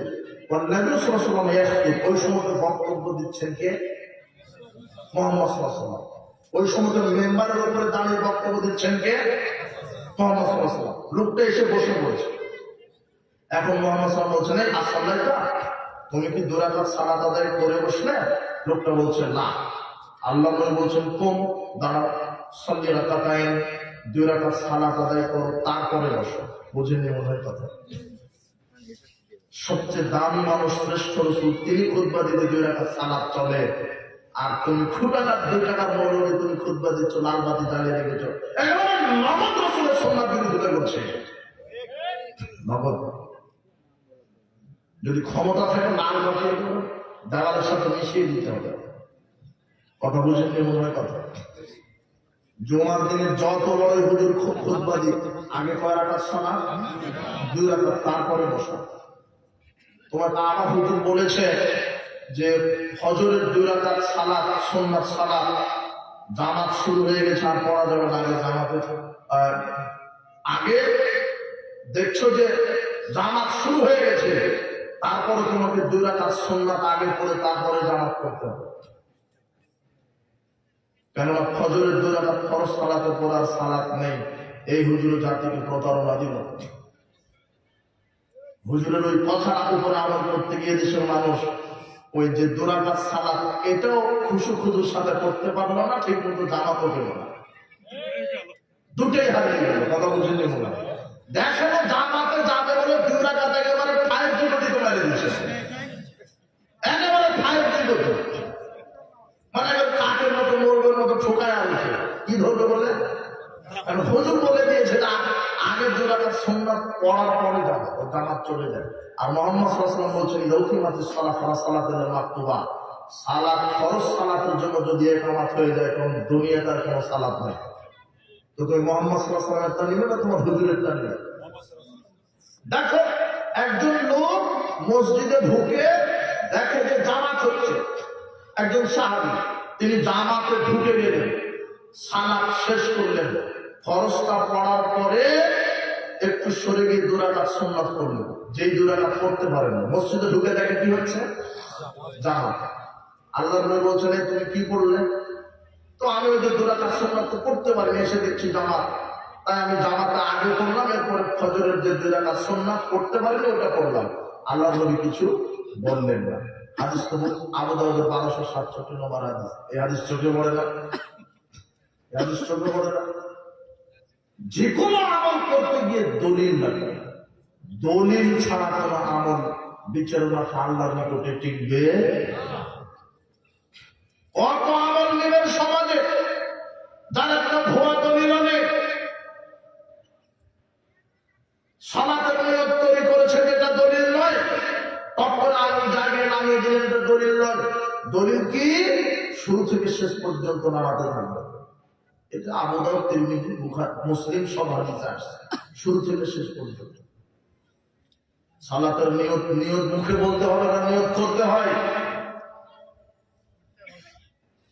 কত সমাজে বিদাতি আমল, কুসংস্কার ঢুকে গেছে, যার পিছনে কোনো দলিলই নাই, শুধু প্রসিদ্ধ আছে কিন্তু বিশুদ্ধ নয়।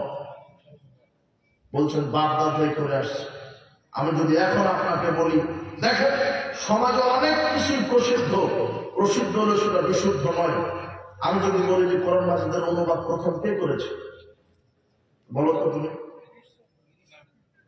বলো দেখি তুমি। আমি তো জানি তোমার এই পর্যন্ত শেষ বলবে গিরিশচন্দ্র সেন, তোমার জাতি তোমাকে শিখিয়েছে, ওটা প্রসিদ্ধ আছে। তুমি কি কোনোদিন দেখেছ? তোমার হুজুর বলছে যে ৬৬৬৬ কোরআনের আয়াত, কোনোদিন দেখেছ? এগুলো তো প্রসিদ্ধ, বিশুদ্ধ কোনটা? এগুলো তো প্রসিদ্ধ, বিশুদ্ধ কোনটা?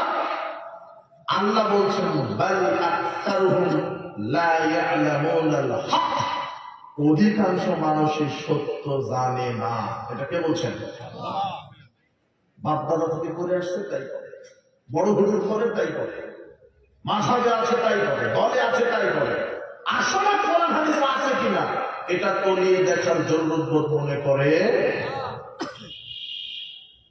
কোরআন মাজিদ প্রথম বাংলা ভাষা অনুবাদ করেন আমিরউদ্দিন বসুনিয়া। কে? আমিরউদ্দিন বসুনিয়া। এরপরে মাওলানা নাঈমুদ্দিন সাহেব। তোমার গিরিশচন্দ্র সেন ছিলেন প্রকাশক, তিনি প্রকাশ করেছে, প্রেসের মাধ্যমে শুধু প্রকাশ করেছে, কিন্তু অনুবাদ করেছে আমিরউদ্দিন বসুনিয়া। তুমি দেখো ইতিহাস পড়ো, তোমার জাতিতে প্রসিদ্ধ আছে এই কথা, কিন্তু বিশুদ্ধ নয়। আর কোরআন মাজিদের আয়াত তুমি আজকে রাতে বলা দেখবে যে ৬২৩৬টা, কোথায় করে ৬৪৬৬টা। তার মানে অনেক কিছু সমাজে আছে প্রসিদ্ধ, কিন্তু সেগুলি কি নয়? বিশুদ্ধ নয়, শুদ্ধ নয়। এই জন্য সঠিকটা জানতে হবে। সাহাবায়ে কেরাম দলিলের ব্যাপারে কঠোর ছিলেন। আর কোন জায়গাতে যদি রাসূলের উল্টা হতো সঙ্গে সঙ্গে প্রতিবাদ করতেন। ৯৫৬ নম্বর হাদিস, আবু সাঈদ খুদরি বলছেন, মদিনার শাসক মারওয়ান, যখন তিনি মারওয়ান শাসক হলেন, ঈদের দিনে তিনি মেম্বার নিলেন। মেম্বার নিয়ে ঈদের মাঠে গেলেন।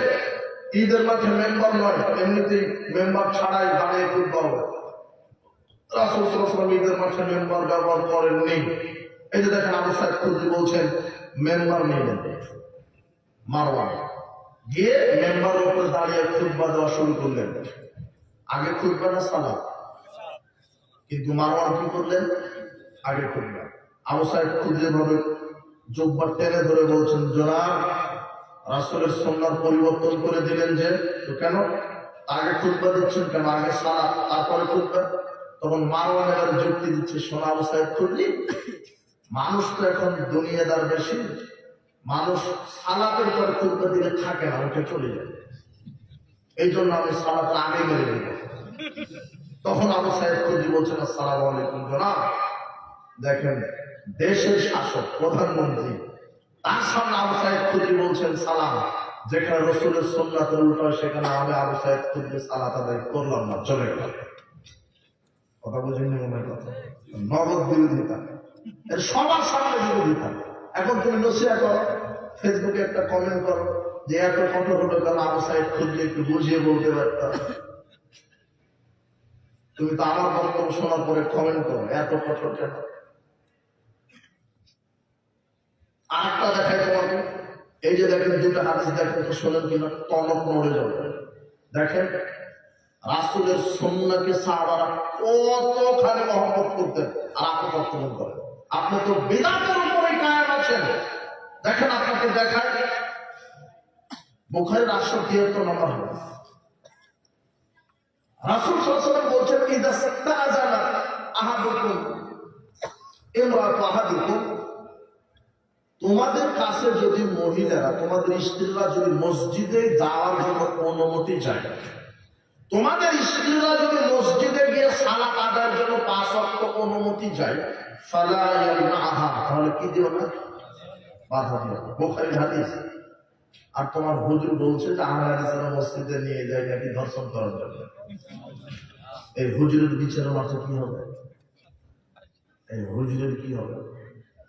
তো মসজিদে গিয়ে ধর্ষণ, তো তুমি কাবাগর হজ করতে নিয়ে যাও কেন? ওটাও তো মসজিদ। মসজিদে গেলে ফিতনা হয়, বাজারে গেলে ফিতনা হয় না, হারাম করতে ওটা বলো না। তুমি মসজিদে ফিতনা কোথায় পেলে? তোমার অন্তরে খা, তাই তো তুমি মসজিদের ভিতরে হিংসা করো, তোমার রুচি খা। মসজিদের ভিতরে আহলে হাদিস হিংসা করে না, তুমি হিংসা করো। তোমার রুচি খারাপ, রুচি নষ্ট হয়ে গেছে, রুচি পরিবর্তন করো। এই চশমাটা ত্যাগ করো, সাদা চশমা পড়ো, সুন্নাতের চশমা পড়ো। বেদাতি চশমা পড়লে চতুর্দিকে খালি অন্ধকারই হয়ে যায়। অন্তর এত খারাপ কেন? মুহাম্মদ সাল্লাল্লাহু আলাইহি ওয়াসাল্লাম বলছেন, যদি কোনো নারী, যদি তোমাদের কোনো স্ত্রী মসজিদে গিয়ে 5 ওয়াক্ত সালাত আদায় করতে চায়, কি দিও না? এই হাদিসটা আব্দুল্লাহ ইবনে ওমর ইবনে খাত্তাবের ছেলের নাম কি? আব্দুল্লাহ। আর আব্দুল্লাহর ছেলে হলো বেলাল। কে? বেলাল। এটা হলো সহিহ মুসলিমের 442 নম্বর হাদিস। আর মিশকাতে আপনি পাবেন 1084 নম্বর হাদিস। ওমরের ছেলে আব্দুল্লাহ এই হাদিসটা সাহাবীদেরকে বলছেন যে রাসূল সাল্লাল্লাহু আলাইহি ওয়াসাল্লাম বলেছেন, মহিলাদেরকে বাধা দিও না মসজিদে গেলে। তখন আব্দুল্লাহর ছেলে বেলাল বলছে, ইন্না নামনাউহুন্না, আব্বা আমরা বাধা দিব। কেননা এখন ফিতনার সময়, এখন আমরা মসজিদে যেতে মহিলাদেরকে বাধা দিব। তখন আব্দুল্লাহ ইবনে ওমর বলছেন, ও হাদিসুকান রাসূলুল্লাহ সাল্লাল্লাহু আলাইহি ওয়াসাল্লাম, কথা কোন হাদা, আমি তোমাকে এখনই রাসূলের হাদিস শোনালাম আর তুমি বলছো বাধা দিবা। আমি এখনই তোমাকে হাদিস শোনালাম আর তুমি বলছো বাধা দিবা। আমি তোমাকে রাসূলের হাদিস শোনালাম। ফামা কাল্লামাহু আব্দুল্লাহ হাত্তা মাত, ওই দিন থেকে মরা পর্যন্ত আব্দুল্লাহ তার নিজের ছেলের সাথে কথা বলেন। বুঝেননি মনে হয় কথা? বুঝুন কি? ওই দিন থেকে মরা পর্যন্ত আব্দুল্লাহ তার নিজের ছেলের সাথে কি বলেনি? আপনি তো একটা হাদিস জানেন যে আত্মীয় সম্পর্ক ছিন্নকারী কোথায় যাবে? এখন ওমরের ছেলে আব্দুল্লাহ কোথায় যাবে? ফতোয়া মেরে দেন একটা, তুমি তো ফতোয়াবাজি করো। আর ছেলেকে, মাকে, জাতিকে, যে কেউ রাসূলের হাদিসের বিরোধিতা করবেন তাকে আল্লাহর জন্য ত্যাগ করবে। তুমি কে? তোমার মাযহাবকে, তোমার হুজুরকে। ও কত বড় হুজুর, ও জাতীয় মসজিদের ইমাম হয়েছে, কি হচ্ছে ভুল বলবে আর আমি ছেড়ে দেবো না? আমি ছেড়ে দেবো কেন? যেখানে আব্দুল্লাহ তার নিজের ছেলেকে ছেড়ে দিলে মরা পর্যন্ত কথা বলেনি। ওকে, তুমি কে? তোমার জাতিকে। যে রাসূলের হাদিসের বিরোধিতা করবে আমি তাকে তার বিরোধিতা করব। তোমার হুজুর বলছে যে এই বাঙালি সৌদি আরবের রিয়াল কামা থেকে জোরে আমি বলা শিখে আসে, হারাম করবে, জাতির সামনে তওবা করতে হবে। রিয়াল কামাতে গিয়ে জোরে আমি বলা শিখে আসে, বেটা আমি তোমাকে ছেড়ে দেবো। তুমি বলছো ছোট মুখে বড় কথা মানা না বেটা। আমি ছোট কিন্তু রাসূলের হাদিস বড়, তোমার চেয়ে বড়, তোমার জাতির চেয়ে বড়। আমি বলি আহলে হাদিসের লাঠি নাই, টাকা নাই, প্রশাসন নাই, আহলে হাদিসের দলিলের প্রমাণের যুগ আছে। আলহামদুলিল্লাহ। আসো, তুমি নাকি বাহাসের ডাক দাও, বসো দেখি, বসো। কি বিষয়ে বাহাস করবা তুমি? আল্লাহ তোমাকে হেদায়েত দান করবে। এই যে দেখো, রাসূলের হাদিসের ব্যাপারে যদি একটু সন্দেহ হয়, বেলাল বলছে যে বাধা দিবে, এখন ফিতনার ব্যাপারে যুক্তি দিচ্ছে। তার বাপ তার ছেলের সাথে মরা পর্যন্ত কি বলেননি? শরীয়তের ব্যাপারে কোনো ছাড়।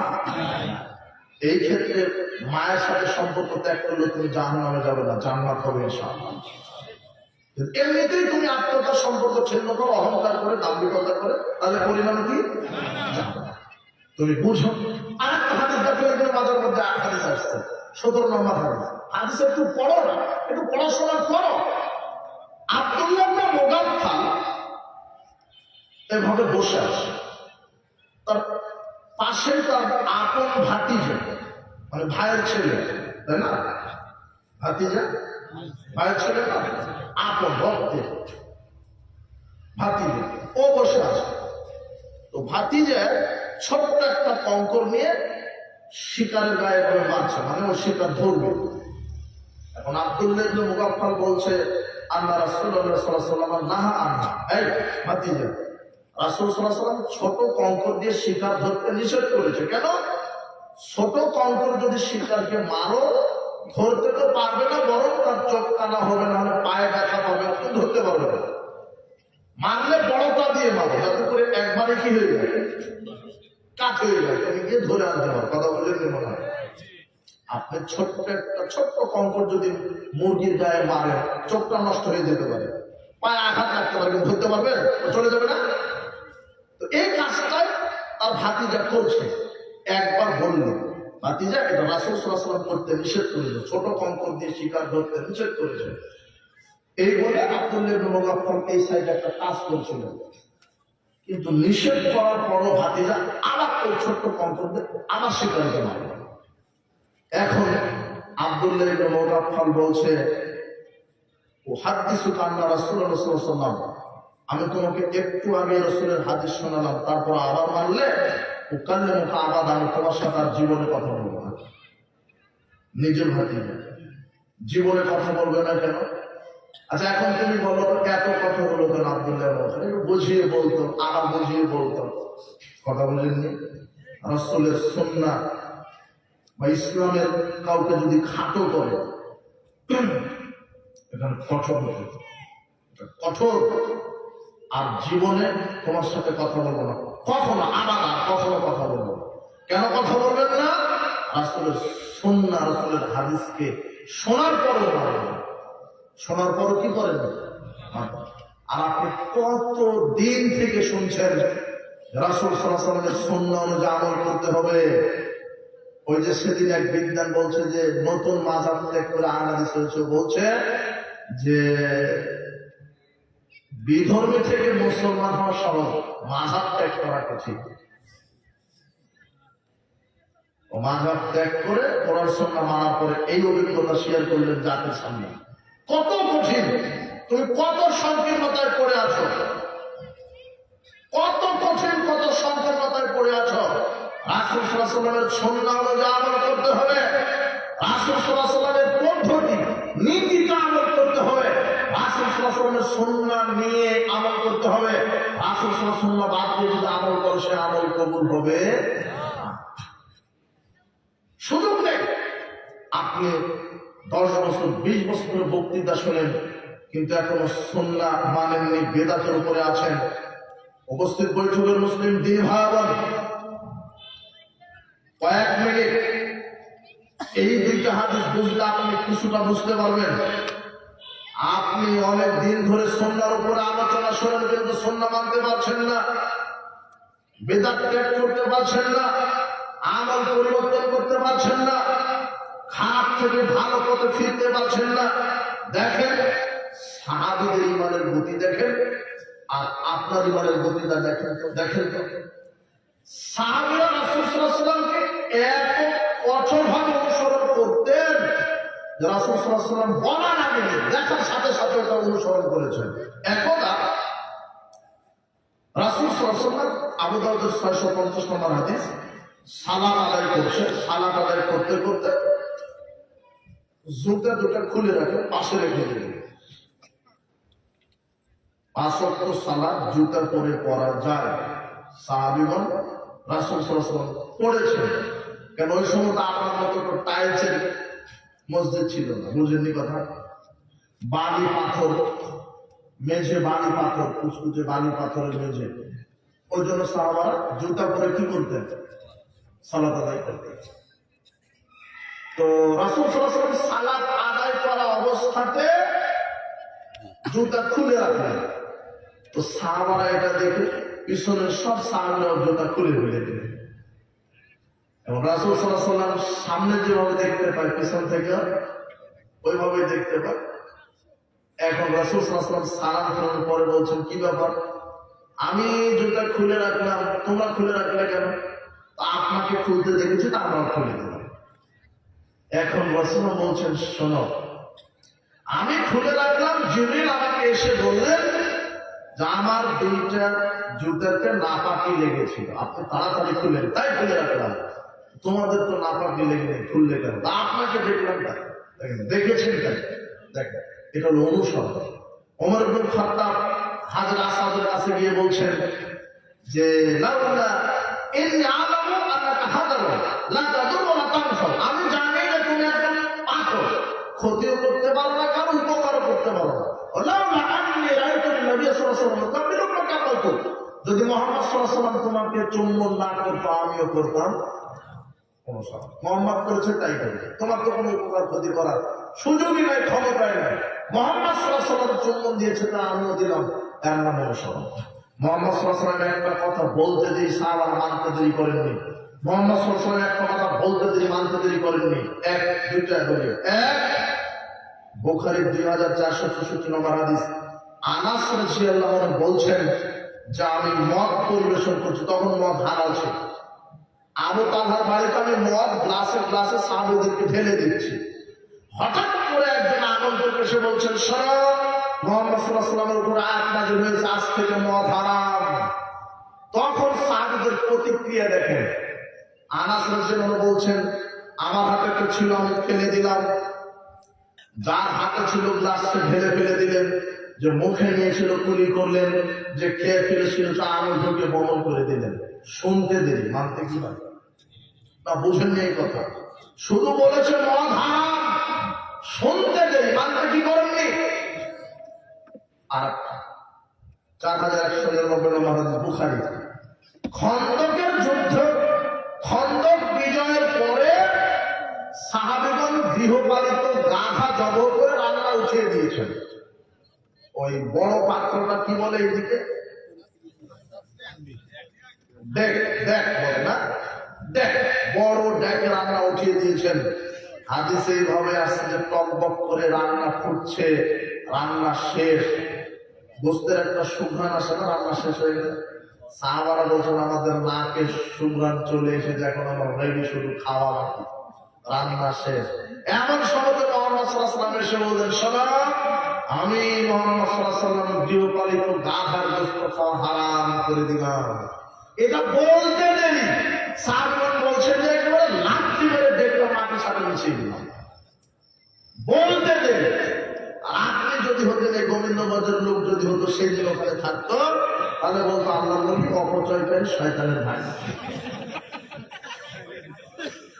যেহেতু রান্না হয়ে গেছে, তেল মশলা খরচ হয়ে গেছে, আজকের দিনটা খারাপ হবে, এটা আপনার কথা হতো, বুঝলেন? মনে কথা আপনি হাসলেন, মানে আপনি 20 বছর ধরে শুনছেন সুদ হারাম, তাও আপনি খান। আপনি 20 বছর ধরে শুনছেন দাঁড়িয়ে রাখতে হবে, তাও প্রতিদিন দাঁড়িয়ে রাখতে চাচ্ছেন আপনি। আপনি 20 বছর ধরে শুনছেন প্যান্ট কাটতে উপরে করতে হবে, তাও প্যান্ট কাটতে নিচে আছে আপনার। আপনি 20 বছর ধরে শুনছেন বিড়ি সিগারেট জর্দাগুল হারাম, তাও আপনি ইকোসের মতো খান। আপনি কত বড় মুনাফিক! আপনার ইমানের দাবি আছে? মুহাম্মদ সাল্লাল্লাহু আলাইহি ওয়াসাল্লামের কথা শোনা একটা, শুনতে দেরি, সাহাবারা মানতে দেরি করেনি, শুধু বলেছে হারাম, একেবারে লাঠি মাটি সমান করে দিয়েছে। আর আপনি 20 বছর ধরে শুনছেন সুদ হারাম। আরে মসজিদের সভাপতি হারাম করে জর্দা খাবি না, ও মাদ্রাসার কেসে তার দুর্নীতিবাদ, মাদ্রাসার চিকার একটা আত্মা, ও শুনছে দুর্নীতি হারাম। ওই যে মহিলার সাথে কথা বলছে, ও জানে যে পর্দা করে চলতে হবে, তাও বেহার থেকে প্রতিটার মতো ঢং ঢং করে বাজার দখল করেছে, ও জানে পর্দা করতে হবে। ও 20 বছর ধরে শুনছে যে পর্দা করা লাগবে, ও 20 বছর ধরে বক্তৃতা শুনে স্বামীর আনুগত্য করা লাগবে, ও 20 বছর ধরে শুনছে যে গীবত করা যাবে না, তবু গীবতের কাছে মাহফিলে বসেছে, যেখানে তিনজন নারী সেখানে গীবত। আর আপনার এই কথাগতিত গণতান্ত্রিক ভোট রাজনীতি এসে আপনি হয়ে গেছেন আরো ইতরের বাচ্চা। আপনি জোহরের সালাতা আদায় করে স্থলে বলছেন যে অমুককে ভোট মারা হবে না অমুককে, তো বলছে যে ও কত টাকা দিয়েছে, বলছে 5000, ওকে মেরে ওকে মেরে। যাকে ভোট দিচ্ছেন অজুই জানে না, অজু দেখেন আরাম করে আপনার ক্ষমতায় দিয়ে কি করবে, দুর্নীতিবাদ চিন্তা। আশ্চর্য কথা, আপনি প্রচলিত গণতন্ত্রের পা দিয়ে আপনি দিনে দুপুরে শুধু বিপদ আর বিপদ করছেন। 20 বছর ধরে শুনছেন বিপদ করলে জান্নাত হারিয়ে যায়। অবস্থিত বৈঠকের মুসলিম তিনি ভাই বোন আপনাকে কি দিয়ে বোঝায়? সাহাবারা একটা কথা শুনতে দেরি মানতে দেরি করেননি। হে যুবক, আজকে তোমার জীবনকে পরিবর্তন করতে হবে, আমলকে পরিবর্তন করতে হবে, ওয়াদা করো আর মরা পর্যন্ত মাদক করতে দিবেন। আল্লাহ তোমাকে হেদায়েত দান করুন। শুধু দুর্নীতির সাথে জড়িত হবে আজকে থেকে যে কোনো মূল্যে 5 ওয়াক্ত সালাত। তবে আমি এটা বোঝাতে চাই না, এটা তো বুঝবেন। আমি বোঝাতে চাচ্ছিলাম যে ইসলামের দলিল প্রমাণের গুরুত্ব কত। রাসূল সাল্লাল্লাহু আলাইহি ওয়াসাল্লাম সাহাবায়ে কেরাম কত গুরুত্ব দিয়েছেন। দলিল ছাড়া কোনো আমল করেন, দলিল ছাড়া যদি কোনো আমল করেন সেটা বেদাত হবে।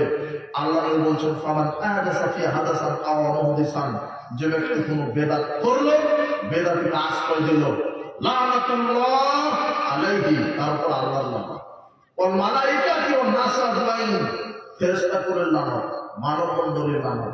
যে বেদাত করে, বেদাতকে আশ্রয় দেয়, বেদাতকে সহযোগিতা করে, বেদাতি মসজিদ মাদ্রাসায় দান করা হারাম। দান করলে আপনার ফরজ নফল ইবাদত কবুল হবে না। হাদিস বুখারী মুসলিম। আল্লাহ বলছেন বেদাতিকে কেউ যদি সহযোগিতা করে তার ফরজ নফল ইবাদত কি হবে না, কবুল হবে না। বেদাতি মসজিদ মাদ্রাসায় দান করা হারাম, তারপরে আল্লাহর লানত। যে বেদাত করে তার আমল কবুল হবে না। আল্লাহ নবী হাউজে কাউসারে প্রথম প্রবেশ করবেন, যাবেন, অনেক উম্মত যাবে, সবাই পানি পান করবে। আল্লাহ নবী বলছেন হঠাৎ আমার সামনে একজন দল, একটা জাতি, একটা কম চলে আসবে, আমি তাদেরকে চিনতে পারবো, তারা আমাকে চিনতে পারবে। শোনো, হাল বাইনা বাইনাহুম, আমাদের তার মধ্যে 8 পর্দা সৃষ্টি করা হবে। আমি বলবো আল্লাহ, তারা তো আমার উম্মাহ। আর তৈরি করা হলো কেন, দূরত্ব সৃষ্টি করা হলো কেন? তখন আল্লাহর পক্ষ থেকে বলা হবে না, কাজে আপনি জানেন না আপনার মরার পরে ইসলামের মধ্যে বেদাত তৈরি করেছে। কি তৈরি করেছে? বিদাত। মুহাম্মদ সাল্লাল্লাহু আলাইহি ওয়াসাল্লাম বলছেন পেশাব করার পরে কুলুপ নিও, যদি পানি না থাকে তখন ঢেল কুলুপ তেরা নিও, যা পারো নিও, কিন্তু পানি থাকলে পানি নিতে হবে। আর হুজুর বলছে যে না, আগে কুলুপ নিতে হবে, আগে কুলুপ নিতে হবে, এরপরে গর্ভবতী নারীর মতো 40 কদম হাঁটতে হবে, একটু কাছাকাছি নাচানাচি দিতে হবে। আমার হুজুর ফজিলত মেরে দিল যে বিচার মাঠে কুলুপের ঢিলে যার যত বড় ওজন পাল্লাতে লেখি ভাই বলে। এখন এই মৌলানা সাহেবের বক্তব্য শুনে এখন লোকটা হজের টিকিট কেটে চলে ঝড় হবে, হজে গিয়ে উহুদ পাহাড়ের পাশে পেশাব করতে বসে। উহুদ পাহাড় হলো কুলুপের ঢিলে। জিজ্ঞাসা করছে কি ব্যাপারে এত কিছু আপনার পানি তো একটা টিস্যু অথবা ঢিলা তো নেবেন, উহুদ পাহাড় কেন? তো বলছে আপনি কি পাগল? এই উহুদ পাহাড় আল্লাহ নেকি পাল্লাতে উঠে দেবে। কি ফজিল, অবাক ফজিল। অথচ আল্লাহ বলছেন যে ইস্তিনজা করো, এরপরে পানি না, পানি যদি না থাকে তখন ঢিল কুলুক। কথা বোঝেননি মনে হয়? পানি নেই তখন ঢিল কুলুক। 48 কদম হাঁটবেন মানে মুহাম্মদ সাল্লাল্লাহু আলাইহি ওয়াসাল্লাম বলছেন পুরুষের পেশাবের চাইতে নারীর পেশাবের অপবিত্রতা অনেক গুণ বেশি। তাহলে আপনি 40 কদম হলে আপনার বউ কয় কদম? 80 কদম। আপনি বলছেন যে 40 কদম কাছাকাছি নাচানাচি না করে টপ করে একটা পড়ার অভ্যাস আছে। তো 40 কদম হাঁটার পরেও যদি টপ করে পড়ে তখন ওই দায়িত্ব কে নিবে? আপনার করতে পারে না। কিন্তু আল্লাহ নবী বলছেন পেশাব করো, অজু করো, অজু শেষে লজ্জাস্থান বরাবর পানি ছিটিয়ে দাও। এরপরে যদি তোমার অজান্তে এক ফোঁটা পড়েও যায় তবু আল্লাহ তোমাকে পবিত্রই রাখবে। এটা মুহাম্মদ সাল্লাল্লাহু আলাইহি ওয়াসাল্লামের বিধান। আর আপনার কুলুপ নিয়ে হাঁটাহাঁটি করবেন কেন? সমাজে আর কত যে বিদাতি কুসংস্কার চালু আছে। সাবধান, একটা আমল করতে গেলে দলিল লাগবে। কি লাগবে? দলিল। যে কোনো সালাত, সিয়াম, হজ, যাকাত, তাসবিহ, তাহলিল, আল্লাহ সুবহানাহু ওয়া তাআলা আমাদেরকে দলিল ভিত্তিক, রাসূল সাল্লাল্লাহু আলাইহি ওয়াসাল্লামের সুন্নাহ ভিত্তিক আমল করার তৌফিক দান করুন। আমিন। শুনেন, সর্বশেষ কথা, দলিল এমন একটা জিনিস যেই বলে সেটা যদি রাসূল সাল্লাল্লাহু আলাইহি ওয়াসাল্লামের কথার সাথে মিলে যায় সেটা আপনাকে মানতে হবে। আর যেই বলুন সেটা যদি রাসূল সাল্লাল্লাহু আলাইহি ওয়াসাল্লামের হাদিসের সাথে না মিলে সেটা মানা বোঝেননি কথা। যত বড় এমপি মিনিস্টার আলেম বলে সর্বশেষ 1 মিনিট। আবু হুরায়রা রাদিয়াল্লাহু আনহুকে রাসূল সাল্লাল্লাহু বলছেন যে যাকাতের খেজুর পাহারা দাও। কি দাও? পাহারা দাও। যাকাতের খেজুর পাহারা দাও। তো যাকাতের খেজুর পাহারা দাও। তো পাহারা দিচ্ছে, ইবলিস চলে এসেছে খেজুর চুরি করার জন্য। কে? ইবলিস। আবু হুরায়রা ধরে ফেলেছে। ইবলিস বলছে ছেড়ে দাও, আর না, চলে গেছে। দ্বিতীয় দিন এসেছে, ধরে ফেলেছে, বলছে ছেড়ে দাও, আর না। তৃতীয় দিন এসেছে, বলছে এবার তার ছাড়বো না, তুমি তো প্রতিদিন আসছো।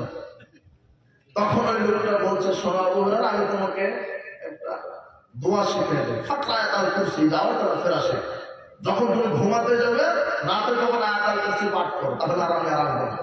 শয়তান সকাল পর্যন্ত আসবে না তোমার কাছে। আয়াতুল কুরসি পাঠ করে ঘুমালে সকাল পর্যন্ত আল্লাহ একজন প্রহরী নির্ধারণ করবে তোমার জন্য, সকাল পর্যন্ত তোমার কাছে শয়তান আসবে না। তো ফজরের সালাতের পরে আবু হুরায়রা রাসূল সাল্লাল্লাহু আলাইহি ওয়াসাল্লাম জিজ্ঞাসা করলেন, আল্লাহর নবী 3 রাত থেকে এইটা ঘটেছে আমার সাথে। তখন আল্লাহ নবী বলছেন যে ও তো ইবলিস শয়তান, ও যা বলে সবই মিথ্যা বলে, তবে যে হাদিসটা শুনে গেছে সেটা ঠিক আছে। কথা বুঝলেন? ইবলিস যদি কোনো কথা বলে সেটা যদি নবীর সাথে মিলে যায় সেটা মানা যাবে। আর তোমার যত বড় হুজুর বলুক সেটা যদি নবীর সাথে না মিলে আর 5 পয়সা দাম না। কথা কি মনে থাকবে? তুমি যে আমল করবে দেখো ওটা রাসূল সাল্লাল্লাহু আলাইহি ওয়াসাল্লামের সুন্নাহর সাথে আছে কিনা। বিশ্বাস করো মাযহাবের দোয়া দিয়ে ধর্ম টিকবে না, কোন বড় হুজুরের দোয়া দিয়ে ধর্ম টিকবে না, সংখ্যার গরিষ্ঠতার দোয়া দিয়ে ধর্ম টিকবে না। ধর্ম একজন মানুষের নীতিতে চলে, যার নাম মুহাম্মদ সাল্লাল্লাহু আলাইহি ওয়াসাল্লাম। কিভাবে যে কি হয়ে গেল পাকঘর সমাবেশে, এই তাকলিদ করতে করতে মানুষ সুন্নাহ থেকে দূরে সরে যাচ্ছে। আল্লাহ তুমি জাতিকে সুন্নাহ বোঝার তৌফিক দান করো, সুন্নাহ ভিত্তিক আমল করার তৌফিক দান করো। সম্মিলিতভাবে মোনাজাত হবে কি?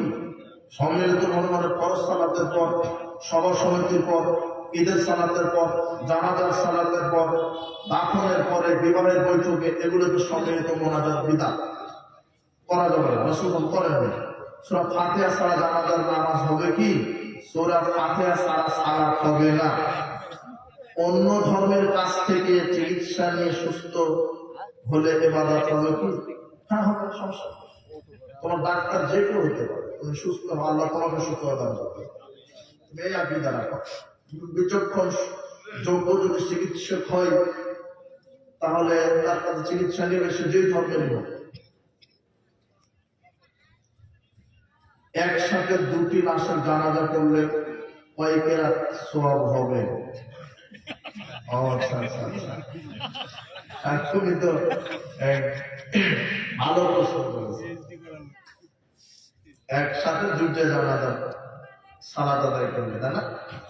ওই 1 কেরাতে নিতে হবে। তবে তুমি আশা রাখো আল্লাহ তোমাকে বেশি দিবে ইনশাআল্লাহ। আমি তো বলতে পারি না যে 2 নেকি হবে, কেন ওটা তো বলার কোথায়। একসাথে 2টি লাশের জানাজা করেছে, এখন মাটি 1 কবরে দেওয়া যাবে নাকি 2 কবরে দিতে হবে? তুমি 2টা দিয়ে দিতে পারো, একটাও না দিতে পারো, সমস্যা নেই, চলে আসো। রাসূল বলেন কেউ যদি কোনো জানাজায় যায়, ওই জানাজায় 10টা লাশ থাকবে আর 1টা লাশ থাকবে। একটা জানাজায় গেলে জানাজার সালাত শেষ করে শুধু ফিরে এসেছে, ও 1 কেরাত নেবে। জানাজার সালাত শেষ করে দাফনে শরীক হয়েছে, সে 2 কেরাত নেবে। কথা বুঝেছেন? আর 1 কেরাত সমান বহুত পাপ। যারা গোপনে পাপ করে তাদের কি শাস্তি দেওয়া হবে বলুন? হ্যাঁ, গোপন পাপে আল্লাহ শাস্তি দিবে। গোপন পাপের সবচেয়ে ভয়াবহ দিক হচ্ছে দুনিয়াবি, তার অন্তরটা মরে যায়, ইবাদতে শান্তি তৃপ্তি পায় না, হতাশা পেরেশানি বেড়ে যায়। এগুলো দুনিয়া গোপন পাপের ক্ষতি, সে হতাশা ভোগে। ইবাদতের শান্তি তৃপ্তি পায় না, তার চিন্তা টেনশন বেড়ে যায়, সে দুর্বল হয়ে যায়, আর সে ইবাদতের তৃপ্তি শান্তি পায় না, ইবাদতের মনোযোগ আসে না। ইবাদত করতে গেলে গোপন পাপ অন্তরে চোখের সামনে ভাসে, এগুলো খুব দুনিয়াবি, খুব ক্ষতি। আর আল্লাহ রাসূল বলছেন বিচার মাঠে মানুষ শুভ্র তিহামা পাহাড়ের সমান সমান ইবাদত আমল নিয়ে যাবে, কিন্তু গোপন পাপ করার কারণে আল্লাহ তার আমলগুলিকে ধ্বংস করে দেবে। গোপন পাপের পরিণাম ভয়াবহ। আল্লাহ তোমাকে সবাইকে, আর এখন অনেকেই গোপন পাপে আক্রান্ত, আর গোপন পাপের মারাত্মক যন্ত্র হচ্ছে মোবাইল ফাংশন। ওখানে গীবতও করা যাচ্ছে, জেনা করা যাচ্ছে, ওখানে জুয়াও খেলা যায়। মোবাইল কম চালাও, মোবাইল কম চালাও, বই কিতাবাদের সাথে সম্পর্ক রাখো। আল্লাহ আমাদের সবাইকে হেদায়েত দান করো। যে সন্তান মায়ের গর্ভে মারা যায়, সে কি তার মা বাবাকে নিয়ে জান্নাতে যাবে? যদি রুহটা থাকে 43-এর পর, আত্মাটা রুহটা থাকে, তাহলে যাবে ইনশাআল্লাহ। একজন মায়ের গর্ভে 3 বার সন্তান মারা যায়, এটা কি আল্লাহর পক্ষ হতে কোন পরীক্ষা নাকি আবার কোন শাস্তি? পরীক্ষা। মুমিন যদি হয় আল্লাহর পক্ষ থেকে এটা পরীক্ষা। দলগত মোনাজাত জায়েজ নয় কেন? এটা করলে কি নবীকে অপমান করা হয়? হ্যাঁ, দলগত মোনাজাত জায়েজ নয়, রাসূল সাল্লাল্লাহু আলাইহি ওয়াসাল্লাম করেননি, তাই করলে হলো। মেয়েরা চুল ছেড়ে দিয়ে হাটে বাজারে যায়, এদের কি শাস্তি? বুঝো না? বেপর্দা চলছে, আল্লাহদেরকে হেদায়েত দান করুন। বেপর্দা নারী জাহান্নামে যাবে। আমাদের মসজিদের সভাপতি তার বাড়ির কাজের বেলায় খুব চালু, কিন্তু মসজিদের কাজ, এগুলো তোমাদের ভিতরের ব্যাপার, তোমরা ঠিক করো।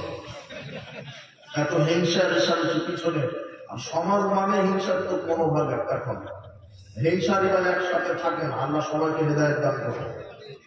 বর্তমানে পিতামাতা সেই সন্তানকে ভালোবাসে যে সন্তান বেশি ইনকাম করতে পারে। ইনকাম হালাল হোক আর হারাম হোক, এটা ভাবার বিষয় নেই তাদের কাছে। হ্যাঁ, তাই তো।